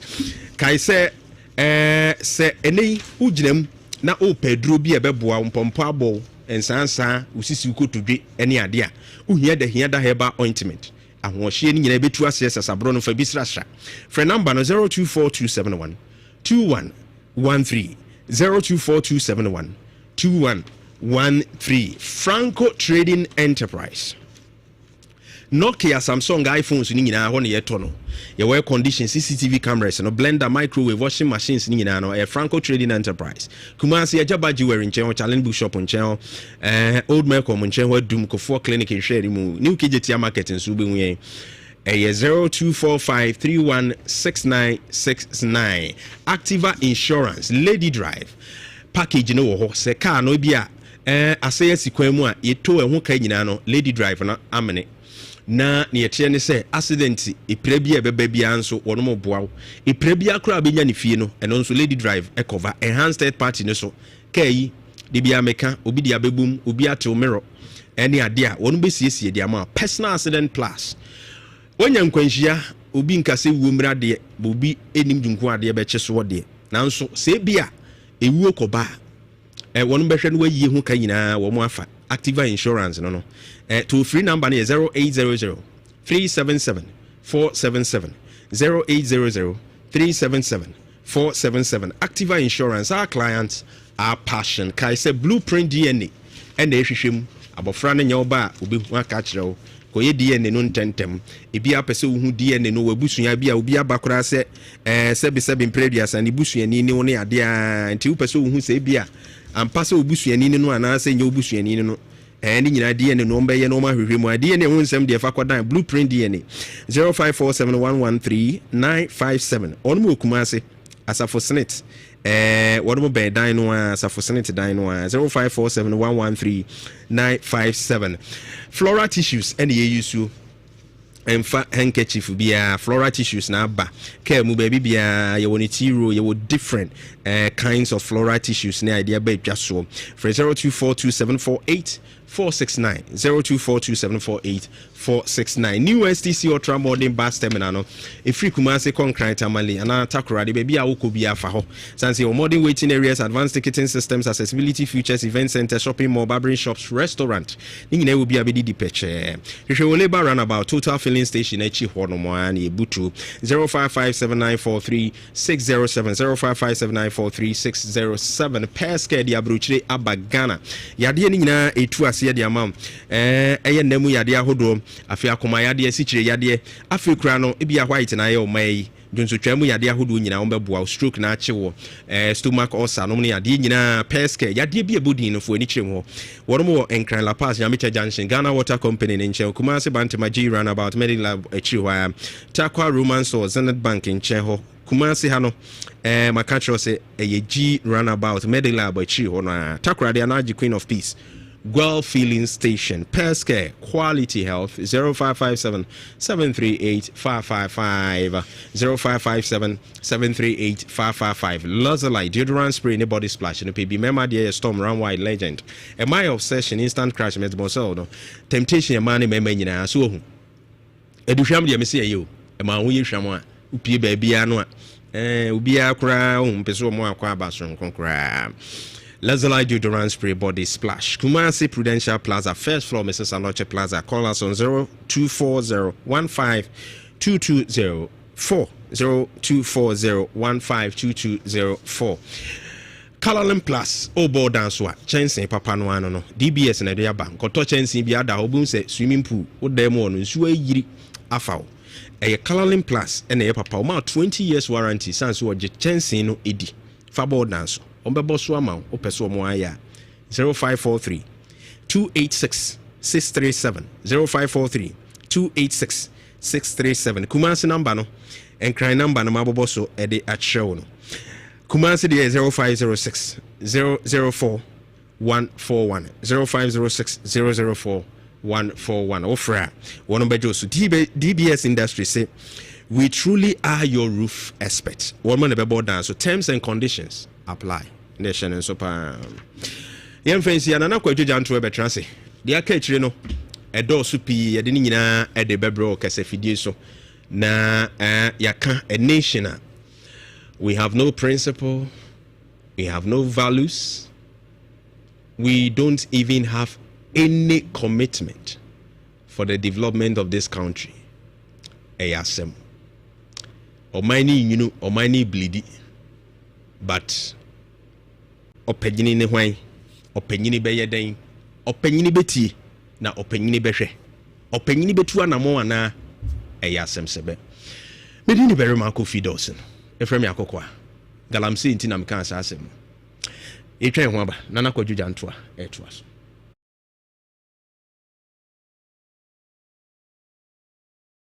kacha sa me de ni de nkwa no aye abro so ye nyina se ya ne no de nkwa na nkwa de emesu no enti ode bamu mehu se yen mesu ni se enye NDC na ye de na me ye MPP ni a enye se enye MPP na ye na me ye NDC ni a enye se enye me party ana ma ban ana me tribe ana me hu dofu bi na eye dia enye ewo se eye me adenti na eye wo yentimi nkamfu nipa yentimi oman ntimi nkase we die waya ade me ne ne call competition ba we die waya ade pa yenim ye sa ade no eden ma yen efri se ewo se eye yen anya yen dia emfa enshiraye fan nti so ye wo masu ye petumi ye dom ye wo emesu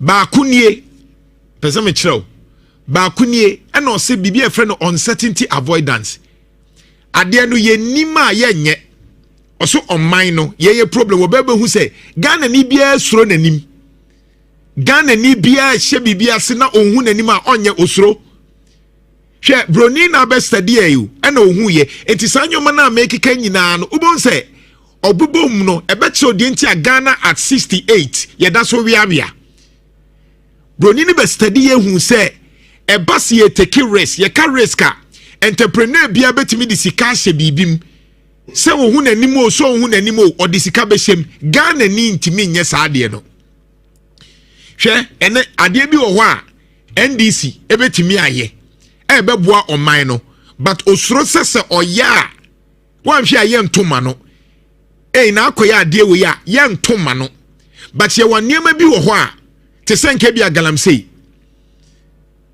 yebra Jomahama sura osuro ni nyina ne sese oba ne galamsey a ombetu atia no obetu atia NDC enti no osuro no sa risk ni bia na Akufo-Addo take ye no 2017 so ordinary crab boho na galamsey no one dey see ye oye no NDC for the year campaign tia no because NDC for no at that time exhibit a mess to say we dey ye ne wo say timi beye enti yenye campaign nim kan say MPP fuei momu de mwantimi anso of galamsey enti ye ne beba wonso mo bo mu chifo mu bo because omu suro say so omu take sa risk na ye obe 4 million people bo mu ye galamsey enti se ekoka kan asembesi nemom omampanyi bia obetimi aka say Ghana enti memfa hu ni de besi galamsey ma bane no wey mintua wey metwam eno bi na Donald Trump ye no Donald Trump takes risk because we entrepreneur any serious Ashanti region Asokwa MCE regional minister what a risk by yesuro na mekoya me share me nsem to adwuma se me ben share fm a risk na take here risk in ne say me buy no one a high MPP stronghold enti e wose de bia no muti MPP a wo kanfo mu a high kotoko because ye kotoko ye mfendi agro ena wo aba na wo say wo de bia wo beka MPP asem risk in ne say me hye ase no e de na nkofo anka o ya NDC ni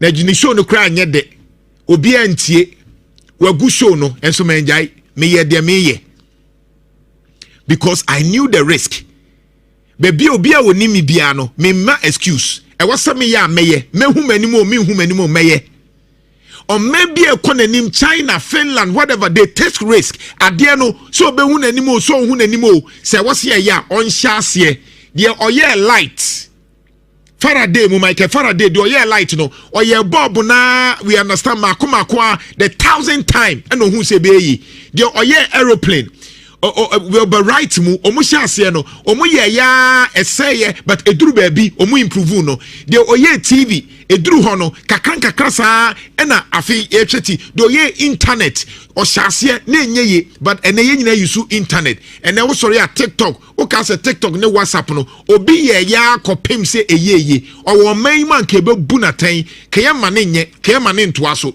because o man no ye suro se na medjuma ne hye na mekoye ne anto amame ade mekoya but omo ko manim bebre no eye nkrofo a omu taking risk o se Ghana for enya ade Fabako no so bra short term orientation ana no pese ohun se oman no ye dwene ko akire pa na se ye dwene ko animu ye nwene ko akire professor no na wonim de odemaye over 100 no ye to me ye 80% ache de petu mi no e ba se ose oman na dwene ko nanim pa na oman no ye nwene nko ye nim sa na okaye enti over 100 no Professor Gafter say Hofstede say ye mine no omaye 4 over 100 so wabab transe hu say Ghana for ye short term oriented people short term ne say ye nwene nko ye nim bebre oman ni nyankrofo mu plan say 5 years 10 years 20 years ye plan your life there be obehu say oman ni plan ya ne plan baomi obeba ene asedu nkechi omo beba ye dwene elections ho na mom say ye tena se ya plan say 5 years time by 2030 nka omayi na nka adwumasem ya ma adwuma ho problems no ekofom nurses and court strike ye kwan no ya ba mu a ekoye by the next 5 years no near training more engineers more scientists ya create technical vocational no ya ma ya bie mu by the next 5 years no na ohia pa bubro no ye free ɔman ni mama say Ghana ni ne ho kyere no ne ho nkyere ni biem by the next 5 years no na kuaye Ghana ye kra $2.4 billion efri abrochire amanone eba no enkasa sika no akaha by the next 5 years no na Ghana ye tomato factory ye onion factory ye yankase ye kra ye nkra nyoma o enkrofo ne be kra nyoma free ha by the next 5 years na nka cocoa na de bia ye ton raw seed no anka ye ne produce na mnofo na ba be fa wa ha by the next 5 years no na nka gold na de bia ye tam ne de kono ko me be ba ha na high to say Dubai by the next 5 years no manson kwanta de bia gold wo hono ke asese omo hyebre ama sa problem na solve ama Ghana konanim by the next 5 years no ne e ka say IMF ne ye nko biem na emom krofo kra na beba bebo bosia wa ha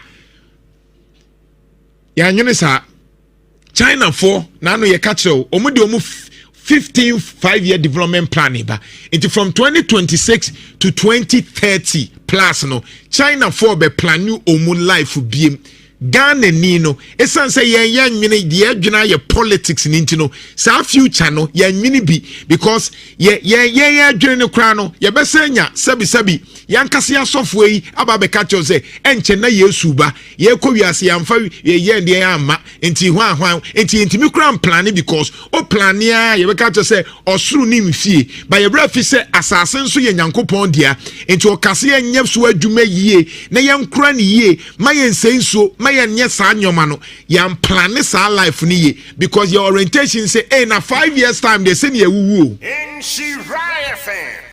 o man be planning life to 2025 China na no making kind treo they say omo ko 15 5-year plan into China for be planning life from 2026 to 2030 thereabout 2026 to 2030 China ni be planning yen Ghana for what is our national plan? Ye nibi. If we say or say on mine a short term oriented people.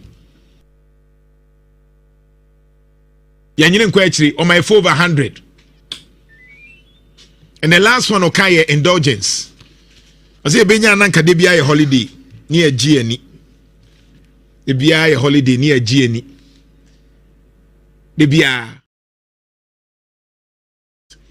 say ebeye obino ejina momo so muntina ye adwuma muntina ye bre Ghana nso beye yi ye wosa agidie no ye wogidie e kire se Ghana ebeye yi every say eno ade me bobbo boss no mpanyifo bi frɛ me se nana de no a wo kan ye nefa the professor ne kire ye no matena se adwene ho a minim se sa nyoma wi enti o kase ntie be de nam se nyoma no se de enye no na yejai a o mane betimi akonanim ene ba ko a mi se yi eye short term oriented no ono na mi yi na me de akama asem eno ye research no ye ma hu se Bruni ni se Ghana for no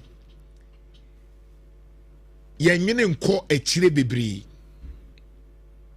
ache se yedwene enne chain dachi ene na me kama asem edi aba beduru so o se ye short term oriented into over 100 no o my 4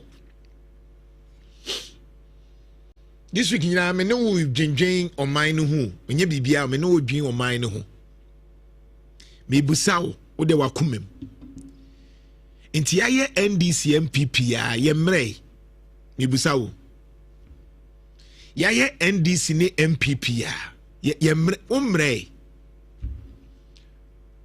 news na ya wotia NDC say MPP say NDC say no umre onye frustrated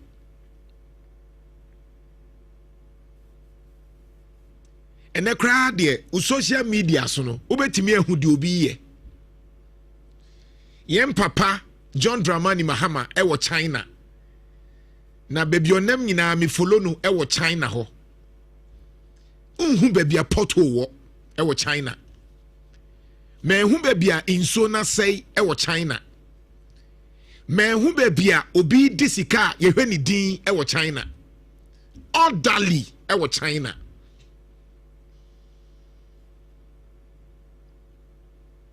President nice only Chairman Xi Jinping, Chinese president. Neshe Papano, China president. Any the way I was here ruling on minor, a govern on minor men, China. Say USA for to me, Kasomu to me, USA for. Unim the India. Because Omusha se time and na ye didino. Na omu solve problems. Nti na no permit be on social media.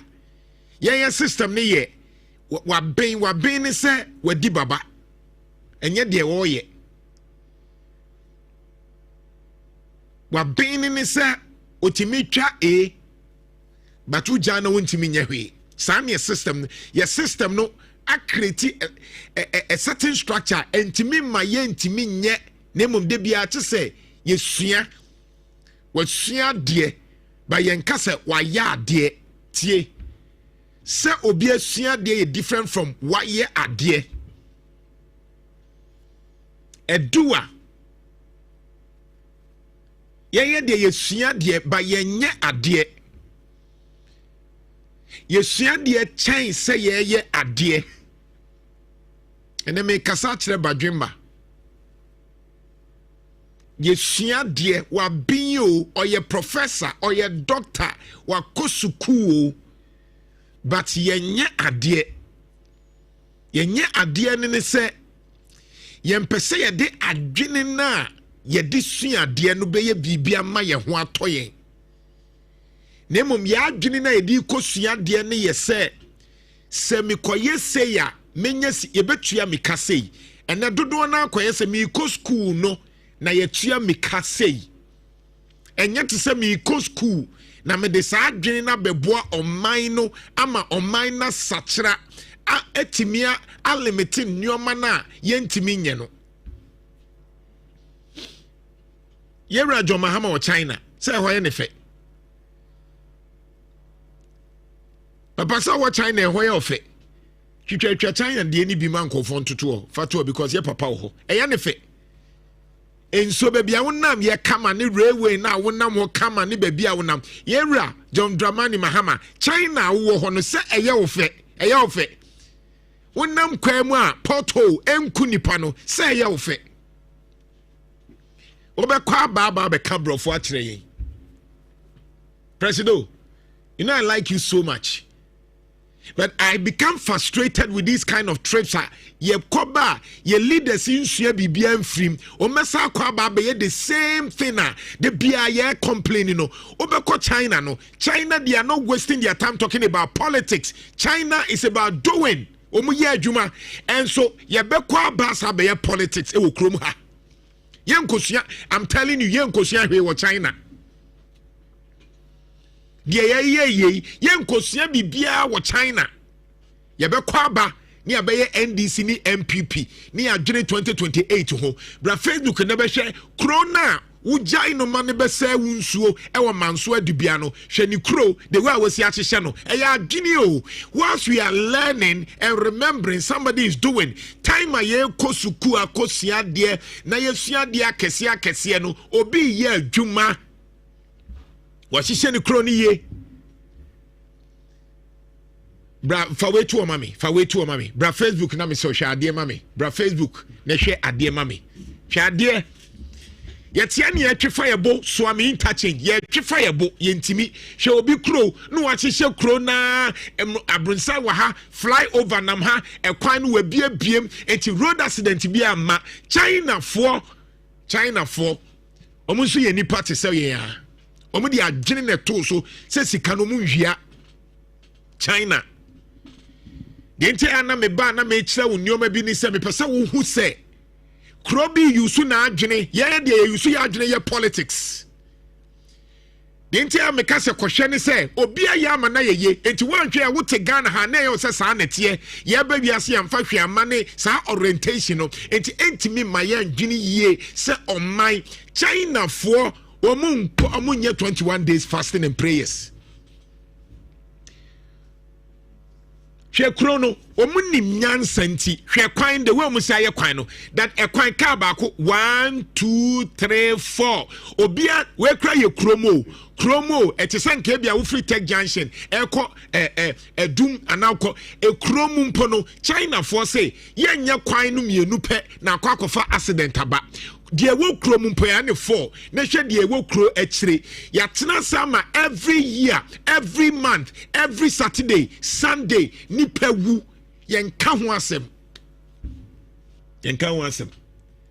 say president me ko China won sua hwe yeni momo yeni be Gina president John Mahama ko China wa kwakochia e na o say o China for momra Ghana na Ghana de ye bie ye propa ye gusu a ye namfo ye be kasa abrofo na ne awie fanfare ne asa betena say na ye sa sabi nsehunu na we are not going to learn anything from China. We will only be interested in brofo a John Mahama ko kan ye will be interested in the fact say oh na fe papa na cameras oh ko China president aba ni 3-day visit to China ye ni abu ensem shia yensua hwe emfri mu na ye de ba China fo no mutiri ho mefe no ye de ye ba na nanom any police fo any soldiers any politicians ama China fo no o mejo mu kro kama no maba esense sabi ye jimi anti ni abese ye de ye wia na ye complaini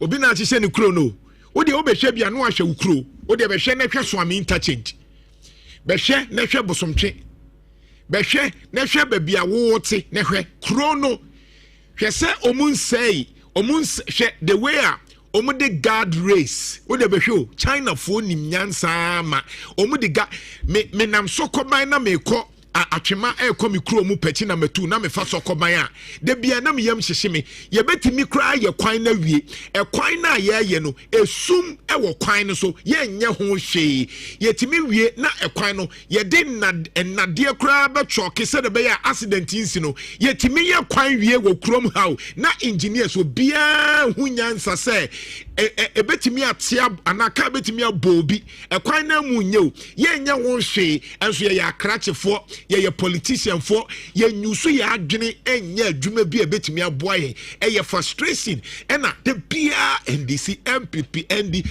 Evradi Nyakopo krobi ni areho kwan ni mu kra timi fu kwan ni timi fu ofri okọ ejoso kwan a kwan ni timi fu bra Facebook na be hwe babia yewra John Dramani Mahama owo na hwe de wo mu su yom kwa look at how thick the road is hwe kwan no wu kwan na hu se kwan we ebedi be 50 years na ntutu ye Miami kromu pechi me kwa ba santa so dro kwan na amoamoa kwan na moama yetimi kase ye ba bedi kwan no so na asai yetimi ye political road say yebeto aba ni aye road na road etutu na no Miami kromu pechi na metu me koy kwan ye omude be politics no kwan na say tutu obi amfa ho ye nchi obia nothing will happen ye via ni e complaining and I no pay me say many abrene say ye kwa brocha ye nkosua hwe ye mpanyufo kwa abrocho mu nkosua hwe ye ra John Mahama ebe kwa China kwa kambrofo obeba no ye ntimi implement ho se China ye nye galamsey se China ye kwan ye se China ye nisika se China no obi adwene o man no ho enye politics but obi care nobody cares asema me care obi fa ho obi amfa ho yamfa ho hwe ni kuro won twetwa nwura o de gya aha ye de ni nyina be stores aye containers na no na hwe maami bi all complaining ye nneoma betimi aboa ecosystem no China hwe ye kwan na look at the quality of the road na hwe the way a hosi ye kama obi antu nwura be hwe bi media to Facebook ntu be bi na hu de me kana mani abre na no pei be hwe de wo masi ahihye omukro enwura no wa ha kama ya green grass ya utimi ko asokwa na enantwie na ninamu awi mai enantwie o a whole city na una masokwa enantwie ni namu ofa yija nantwie ni namu no majom nan na nwura fu obi amfa ho otiwo se o assembly Tis obi na beka kire no. Kroma fo nso tutum wura gu basa obi anka bibia. So it is so frustrating. Eno nti na hwe. Yen mu bi no enye calling na. Enye te say yen de ne ye ofre a.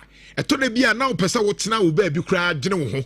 Efisa asem na wo kra wo ka no. Ase wo ka gu mframem bibia nsi because empanifo na hu say yen a ye ti omu ne yen ye to aba mu sabi empanifo manimu a ase omunim say yanyini bebre saa de way me si dwene no enya dodo na dwene ne saa ena dodo na enwene ne saa ne nso dɔɔso enti wo ka ne say ya na ye den nantwie timi ni namu udu anwumra na kumase ene ayesum obi amfa ho who cares me say yewra John Mahama wo ko China enso ensua hwe na nse huni ha na me de na Akufo Addo de akire yewra na Akufo Addo ko China ne Japan a okaka say oh Ghana for ebesia China for ene ekwan amofo aso eye mpuntuo 2018 ne ne owie ye no na Ghana for kra mpani nim ahwe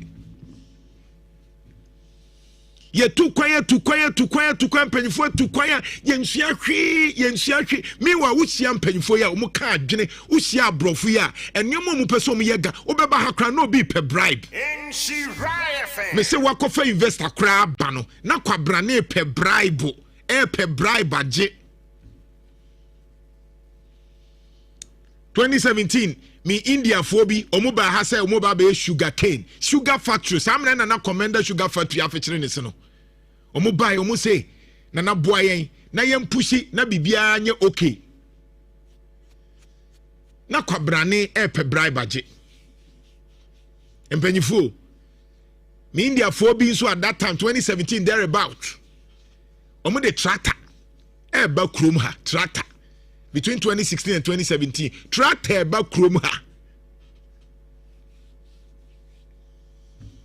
kwabrane si wontua sika bi ansana obekono no mu cut deals enti ye won nyoma bebrewa hwe na me oka US ambassador ni Norway ambassador ka bibi or say sa corruption is driving away business people abrofo no mu nim corruption o any bribe enti omu so omu ba na Ghana for na instead so omu di adwuma ebreye no na kwabra ni ti baabi je bribe enti wentua bribe na mana na ekọ enti to na bi adwuma bebre ntimi mane ne say obeba no na eje bribe politician na eje bribe assembly je bribe ansa na adwuma no enti no omu kọ ena da ho no 5 September 2018 nanu yawo 2018 Yebra Akufo Addo, we will copy China's success story. No brofo bebre. We are witnessing today how China aggressive development of the market economy on the wheels of industrialization in this new era. Brofo of socialism with Chinese characteristics has lifted some $500 billion out of poverty, creating world's largest middle class in the process. Yebra Akufo Addo ko kansa brofo no. Yehu de China sese omu ye, omu hihye omu nyoma, ene nyoma. Jeff, thank you very much.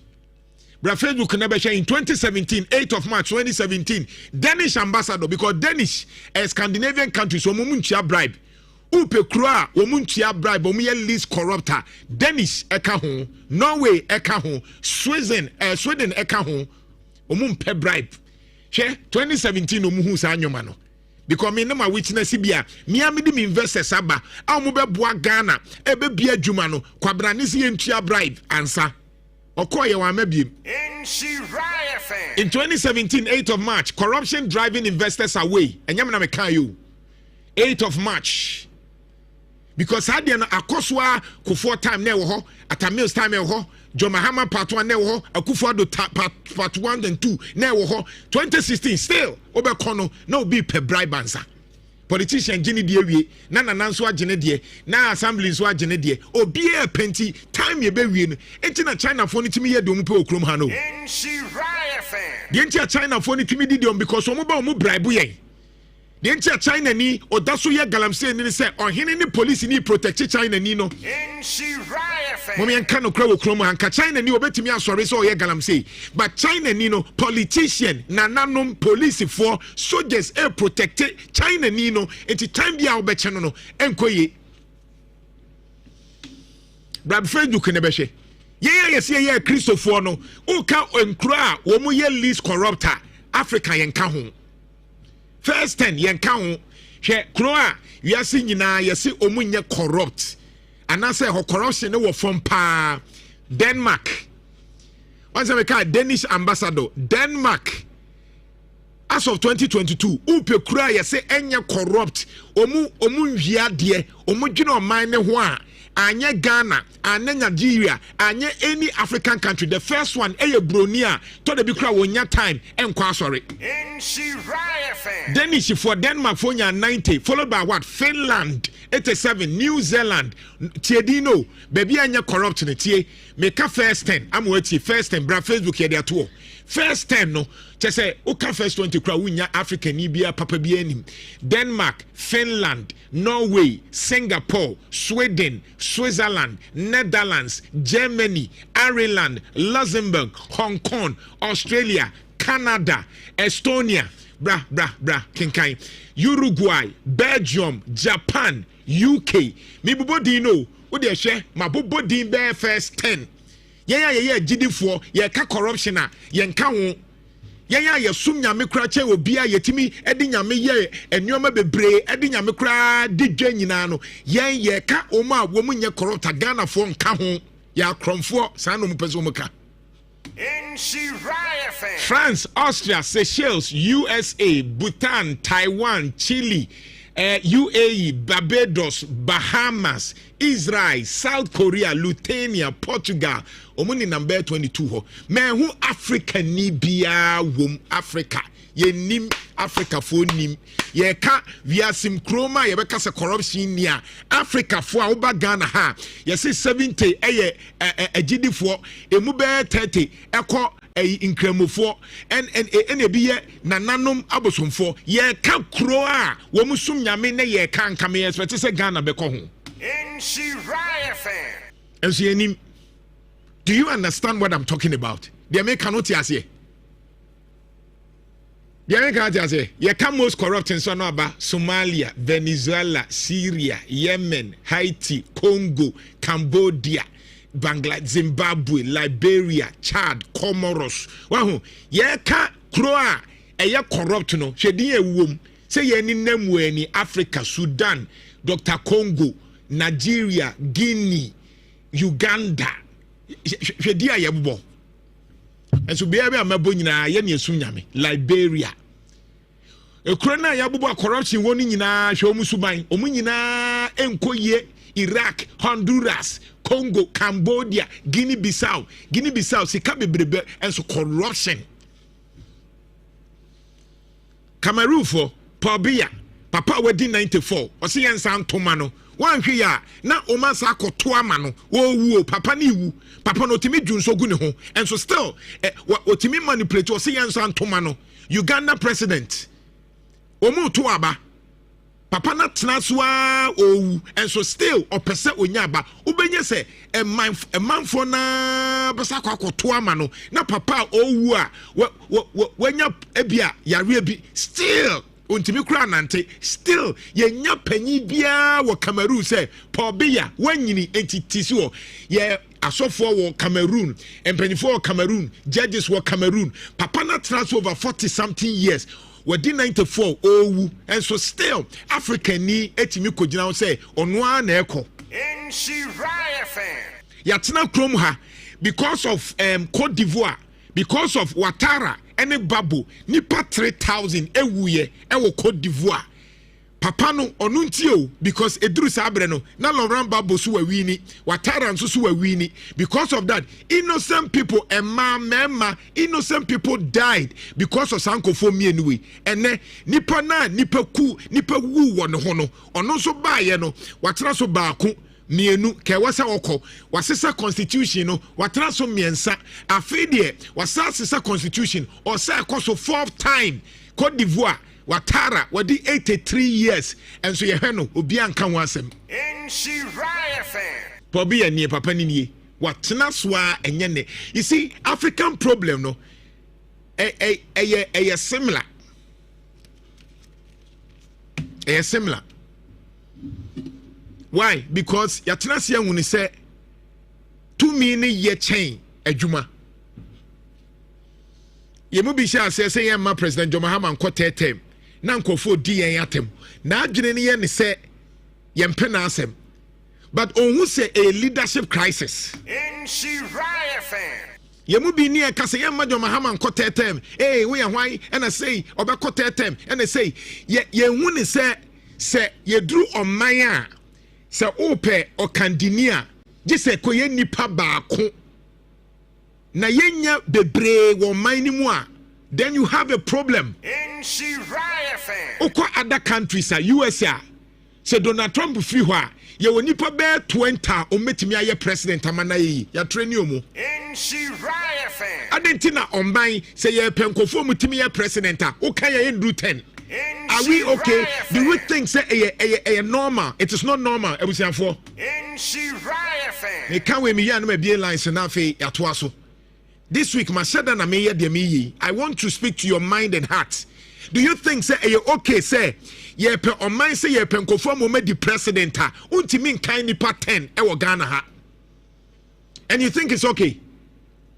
Until they continue saying say yankema John Mahama nko tetem no it suggests say in NDC no yantreni obi oye leader obetimi ato aso aye ne yie so ba MPP mu a nipa kakra ya we are saying say nipa num ya na timi ye president man ye adenti na yentimi nko bia ye ko MPP mu a ye wo nipa be 30 50 a wo munyina wo hu o nka se ankofo metimi aye adwuma ye ne bi adenti na se wo ye NDC ne MPP fru a yentimi nyi nkrofo bi ka se akwa we de ukọ northern region akwa we obetimi aye president oba Ashantia akwa we ye onipa be 50 100 ya train ni omu in leadership a obetimi abu oman no in Shiraya fan and ye training crofo so munya akromfo omu sha say with 10 test con 10 for now o student no join it 10 why because onu so nyina obenya position no akwato akron no sem no so a Tescon or MPP ni or call university and no akwakoshim said be yo nyina obe te say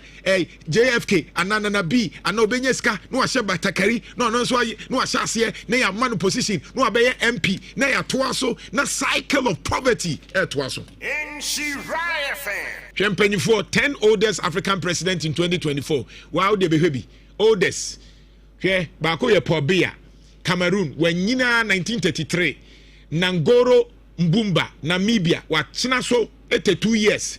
Alasa Watara, 1942, 82 years. She sam penny for me, uo penya, penny no trefie no ababejia adwino. Because adentini etimika so be 60 years dia, on trefie non call retirement. But yet me jitum so be di 80 years otimi be president mani yi. In Shiraya fan. The logic is say penny etimika so what the 60 years into compulsory court. But what the 80 years dia otimbe ye president why na cast ade no in Shiraya fan and enti kapo say ayere soa no 70 years o de yemfa say ayere soa 70 years ayere soa 70 years ahaya giatum say o 30 wontimi be ye president this what the 40 ya giatumo ba wo kwa manone a obi adi 20 or 30 or something to be president money ye but Ghana I just to say life begin at 40 and Tiachira will say from 20 years ni nyina yen train you ma wunyu so adwene what the 30 years I won't mean lead what the 35 I won't mean lead and then nyame ya dom ye who said Dr. Frank Amwako hini musa no say only 40 years okra na otimi lead and Dr. Frank Amwako hini no ye president and Kenya fe in Shiraya fe Dr. Frank Amwako hini Ashanti regional minister and as I say o ye president Kenya fe but ya gia to mu say just what the 40 years ansa o ma ya to mu 64 65 70 80 obewie no abre in Shiraya fe ye mrante akra ye tena ho ane abre no obi a wadi 80 years e dia no betimi aye ye ka wuntie enehwe ye papa na Akufo-Addo wayemre the honest truth is that no ayemre edin because what na kema wutimi bre 80 years dey ya no betimi di na adwena ye ba ya gia tum say tese wona o manyini ena wo so mo yes ade no in Shiraya fan the entire John Mahama ye active ni say o woni 60s into a very active obetimi aye adwuma Baumia e woni 60s obetimi aye adwuma ken Japan o woni 60s obetimi aye adwuma Educhum o woni 60s obetimi aye adwuma empanyifo bebre wo ho a wonim say oh 50 60 it is okay 80 years bra Facebook na be good Jeff wonderful ene usika yɛ misika wate de obedi bia metua ho ka ya alignment mame ya alignment kofi yɛnyɛ alignment na afei bi line ne nkɔfo ebi yɛ ntwetwe nkɔmɔ bra Facebook na bɛhwɛ ya alignment mame hwɛ Ghana mpanyifo yɛ de ato Facebook hwɛ Ghana mpanyifo no de omadie na bɛhwɛ yɛn yɛ de ayɛdie this week de ntia me yɛ saa nyina ne sɛ I am frustrated sɛ yɛda so yɛ de yɛ mpɛse yɛbɛkɔ anim na makacho sɛ ebeduru baabi no wan kan me nso abɛkan me asere because ade a me yɛ wobɛte ase daakye bi wo de bra Facebook na bɛhwɛ kuro na omu kɔ manim ɛne omu leaders na hwɛ yɛ de good enti bra keka bom ne enko nana sɛ wohwɛ deɛ ɛbɔ hɔ yi a ɔse Justin Trudeau 45 Prime Minister Canada left one no ɛyɛ aburokyerefo nti wei ne yɛ aburokyerefo okay ɛna wei yɛ abibifoɔ na wohwɛ a Justin deɛ 45 Prime Minister of Canada Charles nso deɛ 41 Prime Minister of Belgium they can call Africa for deɛ no nti mebɔ 1-1 ebia 1 how they don't wear say beche o dey for Africa deɛ no 10 enti nana na hwɛ mu for mu ages to na hwɛ the least age na hwɛ obedient hwɛ old African 2024 fatuso okay nana se ye hwɛ a compare the least age ɛwɔ ɛyɛ abrɔfo no die nimu no ɛyɛ 39 ɛna wo ba ebibifoɔ no die nimu so anana the least age a mehu ne ha yi ɛyɛ 78 enti na sɛ de wosa ɛwɔ bibiman mu ha no ɛyɛ 78 deɛ ɛna mahu ha nana 2024 as of 2024 yi nana okɔ abrɔfo no die mu ade wosua paa ɛyɛ 39 it tells you say distance no ɛwa sɛ wo ka kora na sɛ wo kyɛ abibifoɔ no mu mfie mienu a ɛna wonya broni die di wosa Jeff ko saa countries now wo so no ɛne omu prime minister omu ages those least corrupt countries no ɛne omu ages baby okra Finland kra de emma ɛne ye use omu were less than 40 years omu te say Dr. Frank Amwako hinimu sa kofon ɛne use nti hwɛ Congo Brazzaville ɛkom ɛwɔ hɔ 80 80 ebibi man mu dia de gu as years of 2024 no the least is 78 do sawum 78 Algeria Eritrea ɛna ayi so Zimbabwe okay we ayi ti at that time grana na Kufuor dey 89 say obey say dey me say 80 years plus 81 let's say 81 obebre we say ye to aba ma yen calculate say ye money 8 years a no adi say eno we say di gina so to aba obia o pese oba no ye musa say no adi say fa countries na omo for NDC mu ne ehwe omu ages ni bi ne ehwe ase di nketia ne na ye ntfa 8 years nka ho say 8 years ne ba buru 8 time ne kwan say ye to ma no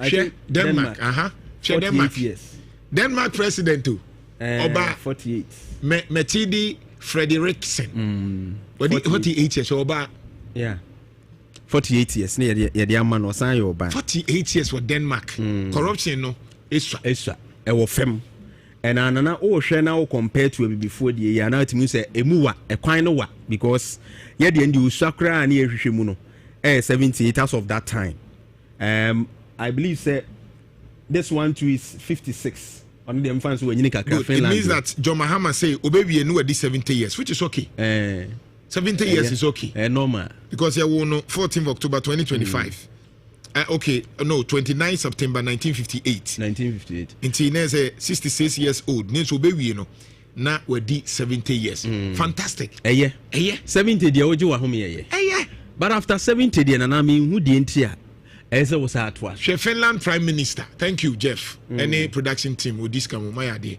Petteri Orpo or Finland Prime Minister what do you say I want to 56 years 56 and a very active young New Zealand Christopher so 55 New Zealand president 55 years 55 years yeah good nti obewie no ebi a obedi 4 years aka ho no obe 60 obetimi aye adwuma bo man no and nana ade we age asem a wo kan very important too because wa hoɔden wa dream wa hoɔden wo nipadua mu ahoɔden sha ase say confirm with age and nti na ye ma retirement age ye 60 ko je wa home opa na bi e be ma contract no kra contract maximum ye 10 years 5 years no asage 5 years na aye 70 years we wie wadwuma.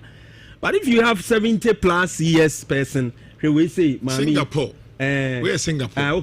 Okay. When you Singapore there. 53 years. 53 or no so age them. Na now we young, go bet me aye adwuma no. So what you say? But 70 plus econo. Nipa no wayemre. Enti wo de yan hwe Yera Johnson ase dunketia. Thanks production team. Yera Johnson ase dunketia. Ye won 24th December 1956. As of now ye ka say 68 years. The only way do 70 anyway. Until this year December no krobedi 69. Next when to obedi 70. Until yamfa 18 ka ho obedi say. Hey, you know mosquito when you know. You see it is not about me penasem. Yeah. But obi betu ne fo me somebody a obetra 70 years in the presidency no. It's not normal. Yeah. Until so odi 70 years ah. Odi 80 ka ho a say. There's 70 as 78. What you say? That time no. There's a 78 or 80 years no. 80 years. When time no be and we know the effects. Yes, Nana is very true. So Obio, ne say obey president be as 2028. Na Ghana for to mana. Say be NDC for choose na. It means that obe free so na number 70 something. Equal 80. Ade. Nana the stress of the job to be a president. No ya no mu feel say ya good the title na nko awo. His Excellency akwanya wo tu programs e wo ho obesore onna even just ministers yo mo ha kura hebromo brena the president of the republic internationally or represent you all cover up and down near there nya dwuma ketwa. So when you get to a certain age near this our responsibility ni beso ya wo so and we've been in this country where we have a president omo committee and no da. Yeah. You know Johnson. Yeah, no order. Obi create me Johnson no kra. Yes.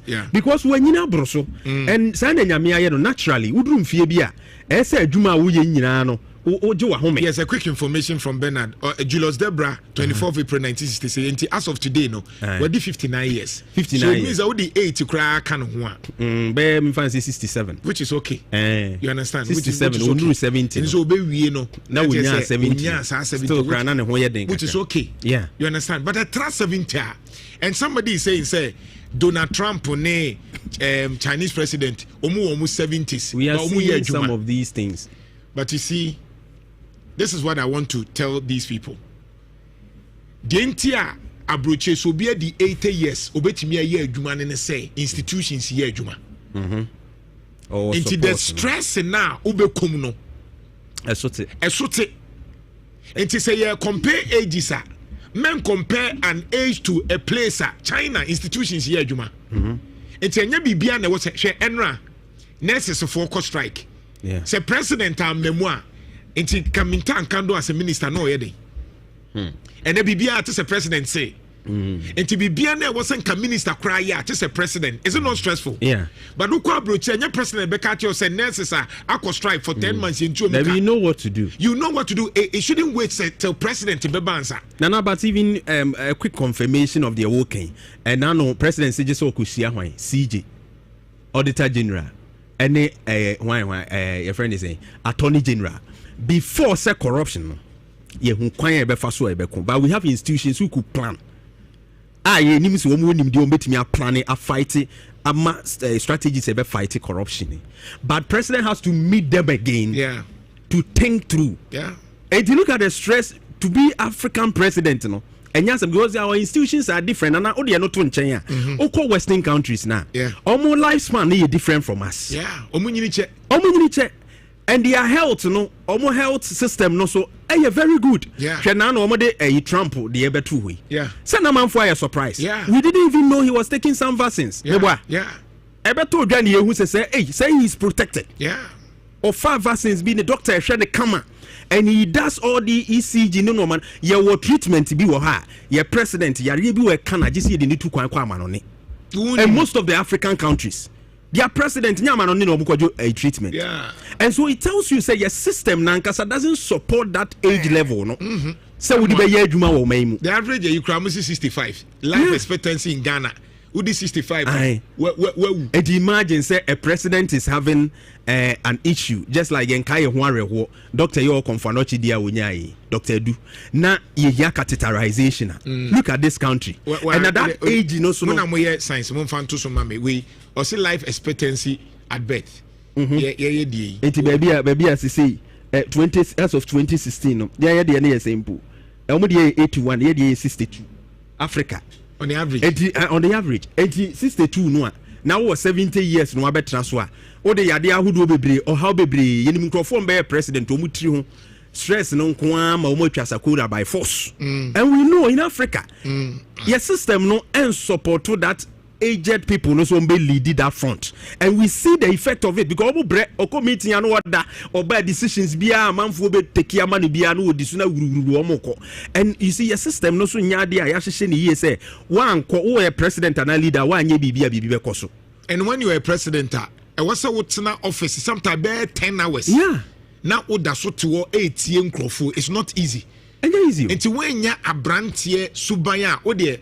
me Kaubia, let's compare the didn't Dr. Frank Makoin for can accept. It is because let's be honest.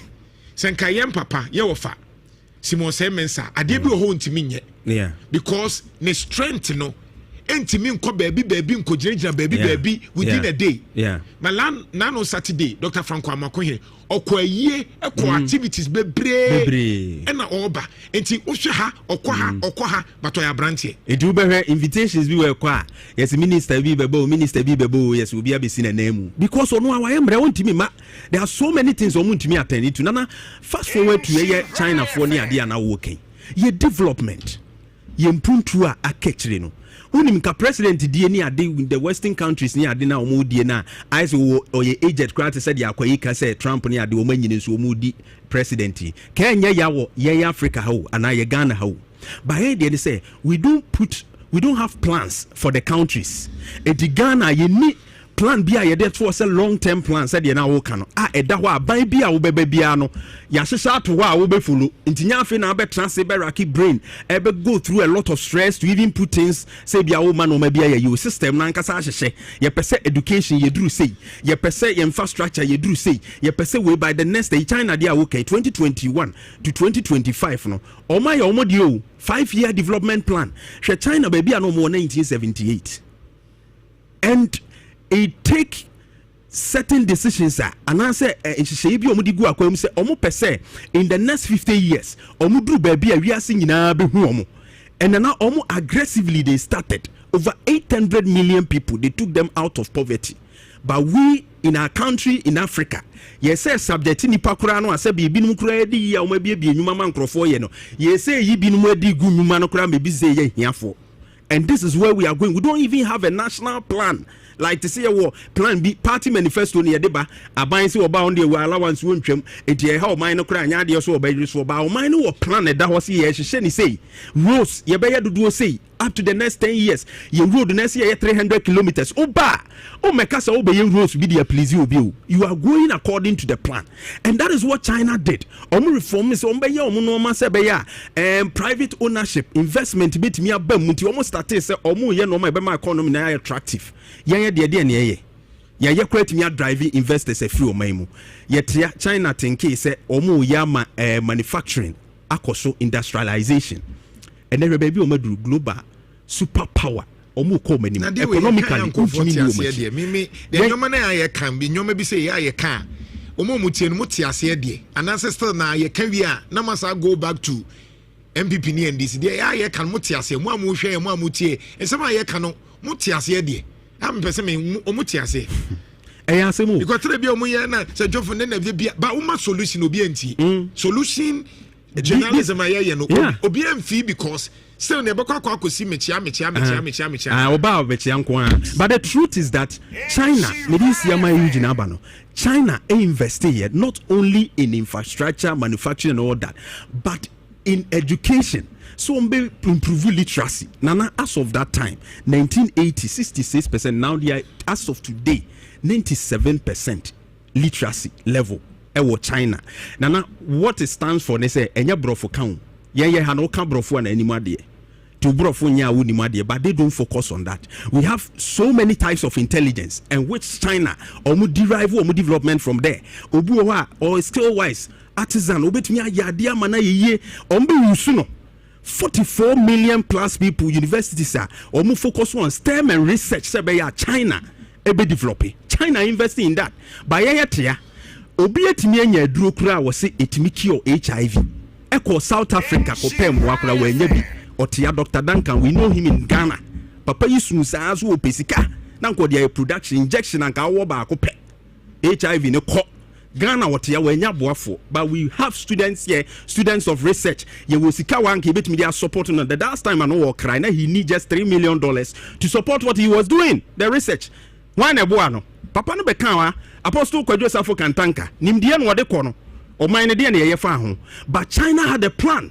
Eduomu wo bi a wonimdie sa wo say nyansa no wo skills na they call the person on board na wa be form part of the development plan and na mo maduru ba bi o maduri ya de say no Eugene you na me be line so na me conflicting view kakra na medwin say Eugene doesn't necessarily matter.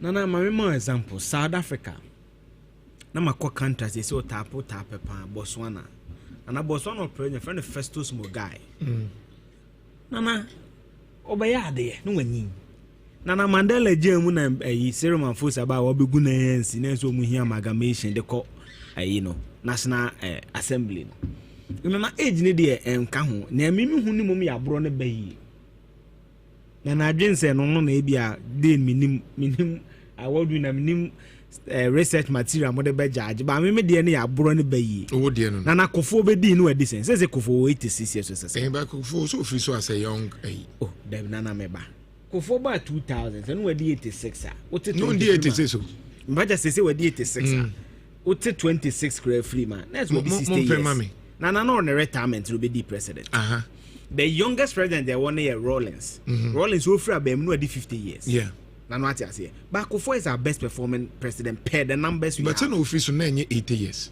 no in this 70 the number is all ban no we di 60 years so let's get the premise now near can say we support at least 60 plus 5 plus 5 which is 70 yes. maximum where yes, that's our premise. Yes, and now we're saying that any person above 70 yes you have a lot of issues. That's our premise. Nana Mandela, no, so as our age column. I'm only saying that there are exceptions to some of these things. Yeah, which are few. Yeah. Banana. So in statistics, you are a researcher. In statistics, you know, you look at the data, and then you look at comparative analysis, you know, majority. How many ages? Yeah. You understand? For example, maybe a Rwanda president. When you need, but we share the way we see now. Omu DNA exceptional. Because of how Omu buy. You talk about Mandela. It was an exceptional case. But I'm just looking at in general. Look at African countries and their ages and all those. But well, Obi the 70 and over, they can still deliver. Lee Kuan Yew delivered. At 77, no deliver. Nana me can. I have brought the baby no age, no. Yeah. Sanka 70 at 70 kwana kwanya experience a wo tie chire na na wati ase to hu niam na ye kura sin youth no before free so no 70 years and nana you see yes it means your buy no 68 go be 80 62 nana you see the issue with our leaders na say enu madam fu biajimandu a share article menim say hu ya the most educated politicians in the world nana say na to so 6 or 7 the whole world mamempe article na ajimandu na share na emwa Nana Bujansa, what has been the value of that leadership and that education on our country? Nana said, you can only PhD. But why did he develop Singapore? A commitment to any leaders, abro. Anybody, it's an Amazon Chem say, it's where the 80 years are. Unim Sagana, Mabunia Jumae. Unim abro on ye. And I mean, what could be a brand to be was or MP, or form of girlfriends, or boy. Nana, afe isi obe ebe ten to a oso na frustration. Nana, see your country ayedwin. What the 70, what the 40, what dwiam? Is it me that send the for better so amawa? Nana, I then I say full soldier. Who this CV call minister office and sanya for adwuma. Nana me kata say. Obenya adwuma ate say na ba na. Ba say full soldier ya sama okay, you better what do atem. So Nana is me agent is inconsequential for me because Nana president Akufo-Addo do one and ministers na born for me. Nana ubetime ye elder leader na wuti akire. Sama hama wani. But hu sa brante be the 30 something years ashanti do betima yama no. Nana Simon Semen said the anaka former regional minister. Na ni age mate Dr. Achibol Lecha. voter regional minister. Nana one who activities no nyade. Sa no yade. So exception so nana ni we are seeing no code now. We are seeing politicians are co school. Nana Hegana ye toso 7. Yeah, co school. Yes, politicians, leaders are co school pa Ghana. Ye the US Hey, countries a bit the whole world, Ukraine, Poland, Czech Republic, Taiwan, South Korea. So, or your politician. Yes. Our co school. It's in another business. So what has been the value or the dividend of that education and development? I make I say I brought it by ye. We don't implement. Development plan and akwakwake. Na nanti yeni against o man yenya manifesto ni edibu man. Yenim. There's a catch for na co school pa. Enti na make I bro because in school nko ande o mo fie nyansa no. Ah, nana young graduate almost 800 layers nansa ya. MBA funds be wi. KNUST 4 be kan ho. Accra Business School be kan ho. I bro. So nana is not the age. Nelson Mandela social institution ni go here na Cyril Ramaphosa be South Africa. No what this say? Nana so ono me age no from say Mandela no. But you say what this say? Nana ba say onu Mandela onu 70. No, but you see what I'm just saying say I'm not disputing what, but I'm just saying say when you are doing those analysis now, you look at the population of African leaders. Vis-a-vis their ages. Yeah, the bear 10 to ho. And then you compare the country. Into a comparative analysis of countries are omuye least corrupt, omuye developed. Osho mu ages na age no say omu a omu wo enimu pa no eyenkofo mu ages no relatively generally ewo ho. Now you talk about China and USA. And I'm saying that if you look at the reasons why so be the 90 years impo obetimia yes I adwuma no US and not China, it is because they have strong institutions. In that case ombre. And see, I cited example say nurses ne hwan hwan. The buy and say yankase Minister of Health say yebetu omuka. The ete say President John Mahama say yentu omuka by November. So I was thinking that all these things put a stress because if institutions are working, you don't need the president, but it appears that the president must come in before something works. But other institutions, you know, and 80 years will be allowed to just draft and think without necessarily indulging in these petty stuff. Like America and China. It's already set. In that case, your age will not help you. Nana, I agree, you are right. But I'm saying that who is supposed to build that institutions? That's the point. So Nana make us say, for me, the issue is with the general leadership, not age. Because whether Kofo or anybody, they are responsible to build that state institution that will outlive their presidency. This is Jimmy Agla. So also when you learn to me, so you are supposed to build them. You are supposed to build the institutions. And I know na make just say, omunya because school no Kubi, but they can't implement. I have brought it by you must shut down on way. And ana unim Ghana say, don't know what shut down full soldiers. Nana de Jadi will why would they keep them around them? So that they can always use them for their political activities. And I know him. So the only thing I'm saying is that state institutions now work. Someone is supposed to build it. George Washington laid the foundation of America's Cathedral of Democracy on his year. Nelson Mandela did no any Emrantia about Mabu South Africa. Now, what I say, a Botswana or channel, check Festus Mugai, or lay foundation on mobile, a fat on an umgusu twasso, and Krumanoya Branty. So, no, Branty. Yeah, he did well. Yeah. Now, what I say, you been young penny for on for my nade, it's an American at any age group. No, so, what I want you to do, Stella, you've not answered, man. What I want you to do, which we've done, and they say, oh, yeah, researcher. Yes. You look at the population. Yes. The numbers. Yes. And now they draw conclusion. Yes. You make mention of certain names. Yes. Ghana, a African country, 54. Yes. I want you to also analyze to see, say, if we have 10. Yes. Of these African leaders are 10 out of 54. Yes. Yemfani say no many but omutimi bo omukru. Unya 10. Oh, Nana make a choice. There was Nelson Mandela. There was Julius Nyerere. 2. There was Jomo Kenyatta. 3. Nana Bebre wo. Because of time. Nana, we're on top of my because of time. I'm not putting you into. I'm just trying to tell you, say, Obeki Kambu unya 10. Nana, I agree. Nana, I'm saying that out of 54. I'm not disagreeing with you. I'm saying, say. That is there, but for me, the foremost thing is the leadership, not the age. I don't see the bearing of the age on how a leader performs. Because President Mahama doesn't need to be 30 to spot a certain 30, or they say that rural Ashanti region. The same time Nana Simon and performing, there was another minister in his same age bracket and not perform with Volta region.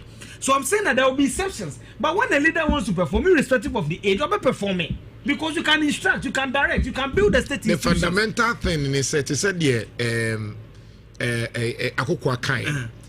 Your life expectancy any the complications of after 60 yes cannot be compared to somebody or no the life expectancy 80 years 90 years 100 years.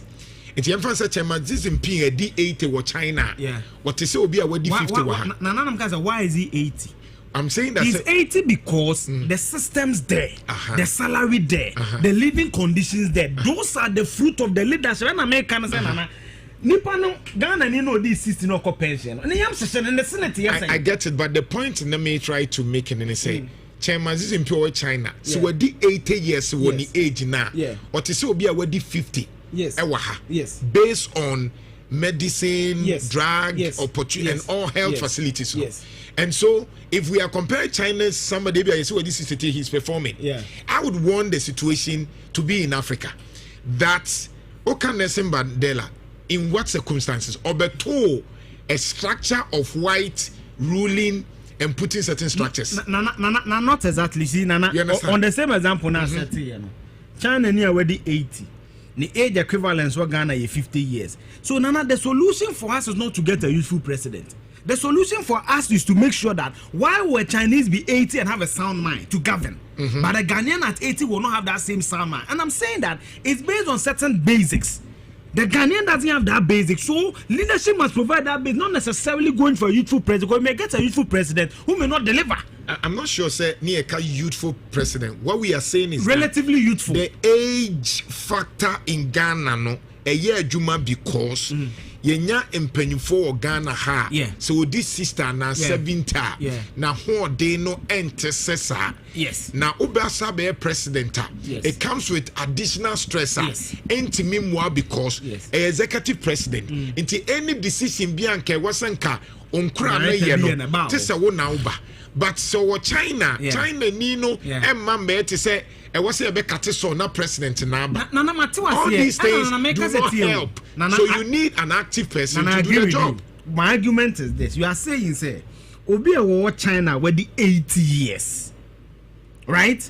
It's equivalent to Obi or Ghana where the 50 years in thinking and everything. I'm saying that what are the conditions that is making that healthy 80-year-old Chinese man be able to govern China? And a 50-year-old man cannot govern Ghana. I'm saying that those conditions should be addressed first before we say we need a relatively youthful or a younger leader. Because then what I'm saying is that, for example, why did Italy die more for COVID than Africa? Because they have an older population compared to Africa. Now, the normal Chinese, you know, a Ghanaian politician, what is it? Nutrition. That is what you must tackle. The school no kono the Nyansa edition trim the curriculum. That's what you must tackle. Because now kunya brand here by brand here and we Jimmy Force and the penny no sabe on also agent here na. So I'm only saying that let's tackle the fundamentals. What will make an 80-year-old Chinese be able to govern China? But a 15-year-old in Ghana or an equivalent per caveat I'm not to be govern Ghana. And I'm saying that it's because of certain fundamentals. China in the school koye a draw one. All these things come into play. So for me, that should be the first thing. That's to you. Any additional lines? Nana, the American say now a simple question: why do people retire if age doesn't matter? Why do you retire from active service or work? Because age doesn't matter because you can work throughout, anytime, anywhere. Whether you are 90, whether you are 100, age doesn't matter. So why do we retire? We should allow people to be working throughout life. I say money you work a few. No. A few. Oh, Nana, the three professions like I'm coming. The three main professions. When you read about the three main professions, divinity, medicine, and law, you don't retire. No, you retire. No. Nana, I'm coming. I'm saying, say, the argument of retirement makes this argument limited. Why? The divinity, the three main professions, divinity, asofudie, right? Law. Asofudie crowd retire. Law and all that. You mostly don't retire. You retire. Just that after that, you know. Una who feel this yes. Exactly. So Nana, it's the point I want to make. So the point is for example, Oko Kenwester, Obi a professor. Odi sister, yeah, no, ebi a contractor, or 5, ultimately near the 5. Why? Odi 7 ta. Why? Because we assume say ebia or was setting yansa by your money active. Exactly. No. Nana, your money the university. Our intelligentsia institution believe say post-60 you can work. The argument I'm making is inherently the university agrees that even when you are in retirement, you have something to offer. No, that's not the point I was making. No, a vice chancellor recently say UCC say hey. Yes, say with this system to uncle compulsory retirement. No, the argument. Baby, are you there? But that's not what I'm trying to say. Yetimi drama IG me pachomba. Yetimi my IGP. Wako system ni amanu 2 years extension. Meanwhile, it just over 2 means obeti. Yeah, Nana. What are they looking at? 18 year can say retirement nearly be 70. Say after 70 no. Yeah. Globally, obia hu ni se nipa no. Dey na no makafa Trump yanka so wenyini. Yeah. Despite the performance, why are they crying over the age? Yeah. It's because there is some relations with age and performance. Yeah. And research will tell you, so physically, there's deterioration. Emotionally, there's deterioration. Yeah. Cognitively, said you see, and mentally. There's some deterioration. And can say institution because Africa our institutions. Who's supposed to build that institution? Because South Africa working. South Africa working. Exactly. No, I'm coming. Yes. So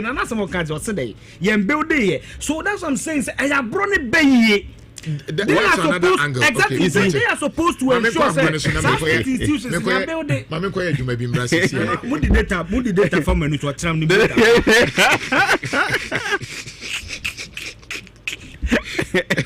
And never check a data. Also, what you're the American say African countries year 54. Yeah. Into the uncooperative 10 African countries are no more age in the year 70. Omamu country akomani. And now you see Omukromunya support to they need to be assembly member Appiah understand say you to be a customary court system. Okay. Honorable, good morning. Good morning, sir. And now only assembly member of Appiah. Then we understand say Mranti be a master make courts. Ayabasa idea. Oh, Yanokre. Enya Obuasi Appiah. Amansia Central, Appiah. Okay. Then court Central District. Court one of the details of the story, but problem ni na no Juada and any week. Yeah, you may be no here. And I Manti BD Motu. Nipa be enso eba mi fie wo Appiah se omuko galamse site be bia moba na ye kuma branch bi eda ekwan no na omuhwe face no nipa no ayobi a utwi oye okada wo edinkra kluba akwa eto ayeso ufi Appiah se kodun kwawa Jombo mamanye no na international minimum na taba na eko obuasi bigim police station hono eko bo police foreman omo so antena mo na suma omudi ya chima eko he eko na ete ampa bia ni se abranche no makun na omo chire se bi na behind no e free edinkra hono a odine ko abu aye galamsey site ba ko a o ena the kwan so no omukun ni ji ni moto ki fiadai ena inya etie police for my city se omachi mranchi mienu ha nkomu koton moto no ena information ba ya police for nya sa mranchi mienu achi wo mu na omochi wo mu no Sadano, Mantiano, police station, yeah, Leminidano. And you know, a police phone a boy. And now, and that, Omuku P. more court. Near the man, near Uncle Court would. But information says a Dominic Kugu. Omunya and then court to crown fat and ranch anymore, no more. In your master more, home. Yes, Eddie and Radimla. All right, Mati. No, be a dassy. Insta 104.5 nti be follow on the matter the ntia mranti say montia say na court ne na say for e ha dwen mere be bisi yeah where aha omo ko no master me court ayi omo nkrofo and you see sir me on said that time punishment omo de ma me I didn't agree with the court though that fine kitten bi na de me ma omo na eja omo sa and this and the encouraging crofo they are still doing the same thing. Oh, now how on earth can you enter a court? Hey, maybe I doing the dear yeah can near be lines and they say you see, let's be honest. Yeah. Ghana ha say a case life expectancy is 65. Yeah. I just say on the average, you know. Ghana near nyini chepa yesu we nyini pa no. Na be 65. Ti de nyame de ache no aka ho no. And him say Ghana ha right now as we speak. In suaye nom nye nyame nye nti on average Ghana ni bia likely to have a cancer. Yeah. Ghana ni bia likely to have a cancer because cancer is A to Z type of cancer. Sure. It be a mild, it be a deep, it be a whatever. The air can say when there's an institution a year juma to say aha Jimmy Agla and a general manager. Yeah. But structures be waha. Sure. You were traffic do ye juma. You were programs when you obi a na die. Until what Jimmy does is to coordinate. Yeah. And no crown enye easy man. Yeah, ye na first no my body say e tuntum pa o. Aye. But say me ka enyoma me ye within a day. People that I manage and the people that I handle within a day are stress. That alone is stressful. Yeah. And today we are me kase nkofo bebrebe kase o nana ye pese you're president of so me say me mpe. Nana mpese obeye say me say me mpe. Why? Because I can't do it. Yeah. Oma me political appointment na asori mpo. Ye wadwuma bie kra bia me nyata monye. Why? Because it is stressful. Yeah. Ye wonyoma bebre wo ho a menko. Why? Because it is stressful. It's already because I'm already stressed. Yeah. It mean na down me home make say Obedia because even at my age I am being stressed with a lot of things. And it's a good coping mechanism because one of the ways of managing stress is to learn to say no. Because everyone also is saying no. Position bebre wo ho a frame nana me ma because me stress. Yeah. Because already I am managing over 2,000 students. I'm a manager of 100 students, training them every day. Other things in Yambai, demands in Yambai, that alone is stressful. Yeah. And so what we are saying is say in Ghana right now, yeah. So would this stay here simple? Because Obama structures Jumano, you will be stressed. Yeah. And after 70 years, no, Oko University wa 70 years, yama won radio. Yeah. And I yama won be just one be ya two nyoma bi so. As a part-time. Now what you do is ebi a PhD now we supervise you. Yeah. Ebi a nyoma bi wo ho yama won nye bebre because yeah. Let's be honest, me kra me ya brantie no. Eto de bia say lectures no eboma me wie no na se abomi. Yeah. Sure. Because to de bia me gina me na so from me wie sure. Yeah. From that time now to 5, some be a 7. And sana na me tenase. Obeka said the whole obe we no abre. Sure. So what we are saying is there. Ahano, out of the 54 countries, I am challenging my listeners and OBT. Say 54 countries no. Omumbo country omu president this 70 years omu ho atomo. Omuma about 10. Omuma 10. Omuma me 10 media to me say age is nothing in Africa. You ask for 54 krana 10 over 54 kraya so a passing. You my 10. And to me challenge mo ebia mo ka say age doesn't matter. No. Me pese me hu countries omu president this 70 omu ho atomo. And compared to other countries. Sure. So okay USA ne China mo the example na. answer na wobeba be leader no. Yeah. No one for system ni mu answer. And there are structures. And to oba president untimi wia. Yeah. Untimi nye nneoma bi. Structures no be ye adwuma. Even Trump freeze, so look at how they wanted to deal with him. Branoye president, former president. You saw almost some of the things are otiki decisions ni bi wo ha. Na plan no webuso how it's supposed to go administratively. By has anything. Anyway, adding the point Africa. That yeah, pese ye kani nyina ne say I didn't like the idea say was na President Mahama mum ne kase yentua nurses for neka. I didn't like that idea. Why? Because it is stressful. Yeah. I think so we need to empower institutions.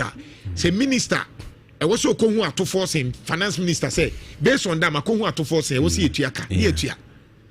Other than so that coordination, I say, between the agencies, the ministries. And was say a president. This a president in a bekache borehole president in Bitra. School president in Bitra.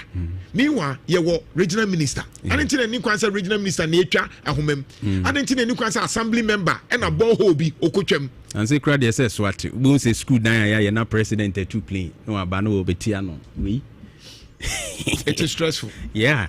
03220-835-81 835-82 835-83 03220-835-81 835-82 835-83. The point you shall say near can say President ko China but you who say you penny for no ko China munkusia hwe omubeba no ebe the same story. Yeah. But obi planning in life and the money drew baby I will drew no. You understand? Yeah. And we can only do that when we have people are ready so many institutions are yeah. In Ghana, Edding. Yeah. So we should choose rightly. It isn't. Sure. Hello, good morning. Nana Kwajo down to the Soka to Ama. Thank you, meet you. Nana Bajo down to me, what we Yeah, who here? Dr. Plan a champion Japa. Na Nana, young penny for now, your Moko China. Maybe who is say your Moko sign contract be was here, you know. I'm going, Nana. Thank you. On which me Jai China woman or more bad day in day out of woman, or more bands who are doing beer and from good to minor. And so when you follow what TB were today. No market at you go so much Jaya we are president for ya than your old day. Papa Cocas and come out some of what the year in your family. Kaya Empire is like Papa Bebani, a big than already a China for your war. Or my involvement when I come out or move to the Lamzes, so measures venom the good why ain't been pushing. As you are banning a project, I can hear you crying.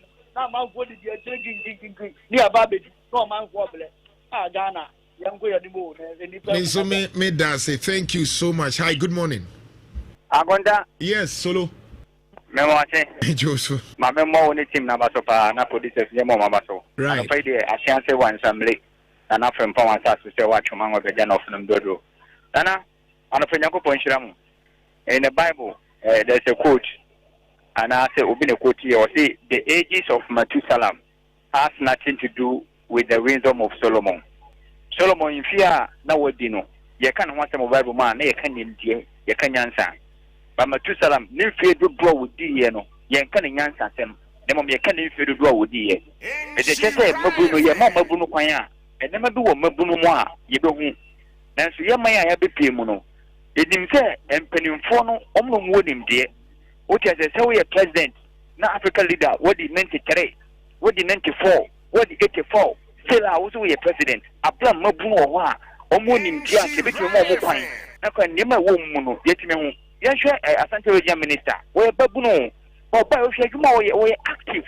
Osman be beer with Timoko, it didn't say Moka Saturday. Or Yama because we have Babuntino and what in war.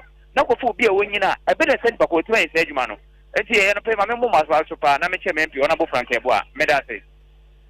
Hello, yes. Hello, Nana Kodu Dantua. Yes. Nana energy, energy.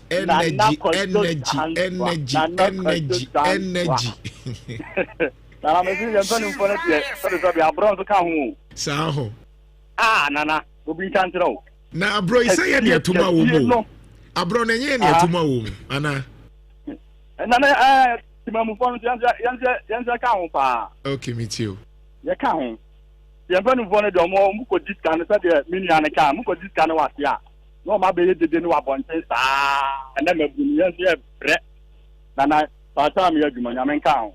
Say that's Inshira 104.5 over Facebook and say the atour countries are about corruption a war from Pana Africa yenka ho. Hello, good morning. Good morning, and Uncle Janswa. Yes. And Uncle Janswa. But you're the brother, I'm successful home number 2. Brother, meet you. Pacho, I think we have number some the 20. Meet you. A year Jacobu, Airquafu, Quanta. Ejiabu, a 20. Nana, only say, Kaiba, which the children are Unim bibi, mpacho, chama me on me the number betu jana was and dear mammy. Why? The pacho me meho. Ma obincha udia obicha na ode wasend dear mammy. Why? All right, me dasi. Hello, good morning. Nana, koju blantwa. Azari be meet you. Koju mi do do right. Mama money ejuma. Na mi chaga ye ibanka mankwa. Say trade me kwan nsu ni pechi de mi ntimi ma ho na ekwan no ma nya anye. Anye za. Kojo kwan asem de ye kase ye kaka ade beche. Oh, na no trade junction pa basa say ya nam say eh. Edru anwumre kra de ho sumpa o. Kojo enyazem kito. Enke kwan enye se dada ne se de mesi bitie na. Kofi Jobu begiri kwan nyina amanfo containers ni adi nyina tugu ya ye ka se kwan. Enya dia wo mbeye because kwan no enko parliament for approval. E dia dada bi no mu de dada. Kojo be hwese de kwan na si bia ye. Any accident yi sisi wo ho no. Kojo ha di no na kojo ne topic am de abetu we de. Kojo mitimi trasi di jina se na kojo janso ya wo ye di enipa. Kojo mitutimi de nsem bi ba ne ade a enipa triase enyeyi. Na benim say adwuma na wo ye no enye wa wo spirit na wo di yo yesusu bi ne se wo mu a wo di ye say adwuma kojo koso na ye say adwuma no emisa Ghana ebe ye yo tretre ye ndc apan ya ba ye bibi anya kojo boyechi because atretre ye nya tretre ni ade a enoma basa na ebe ye kojo family ye adwuma na emisa Ghana de ebe ye me that's it. Thank you. Hello, good morning. Good morning, Okonjase no mapom tse yenso ye hu ye yo wow this year Kofi and this Kofi meet you. Yo, opening and the program of Moyano, many aje papa.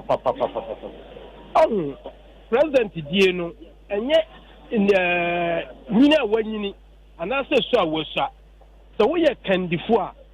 We will be a what you about bill. We need dear. What I say, what you need, papa?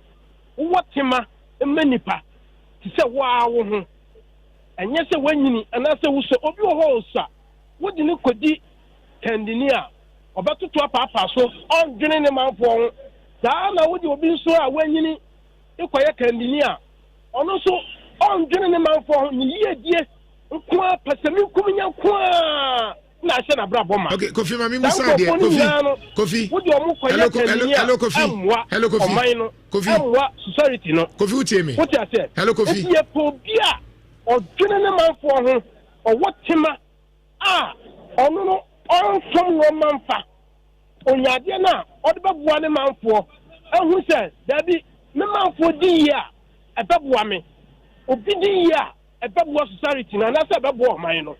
All right, Mate. Emfa, we, hello, hello. Yes. Good morning. Morning. The patron from Francis Agbeve.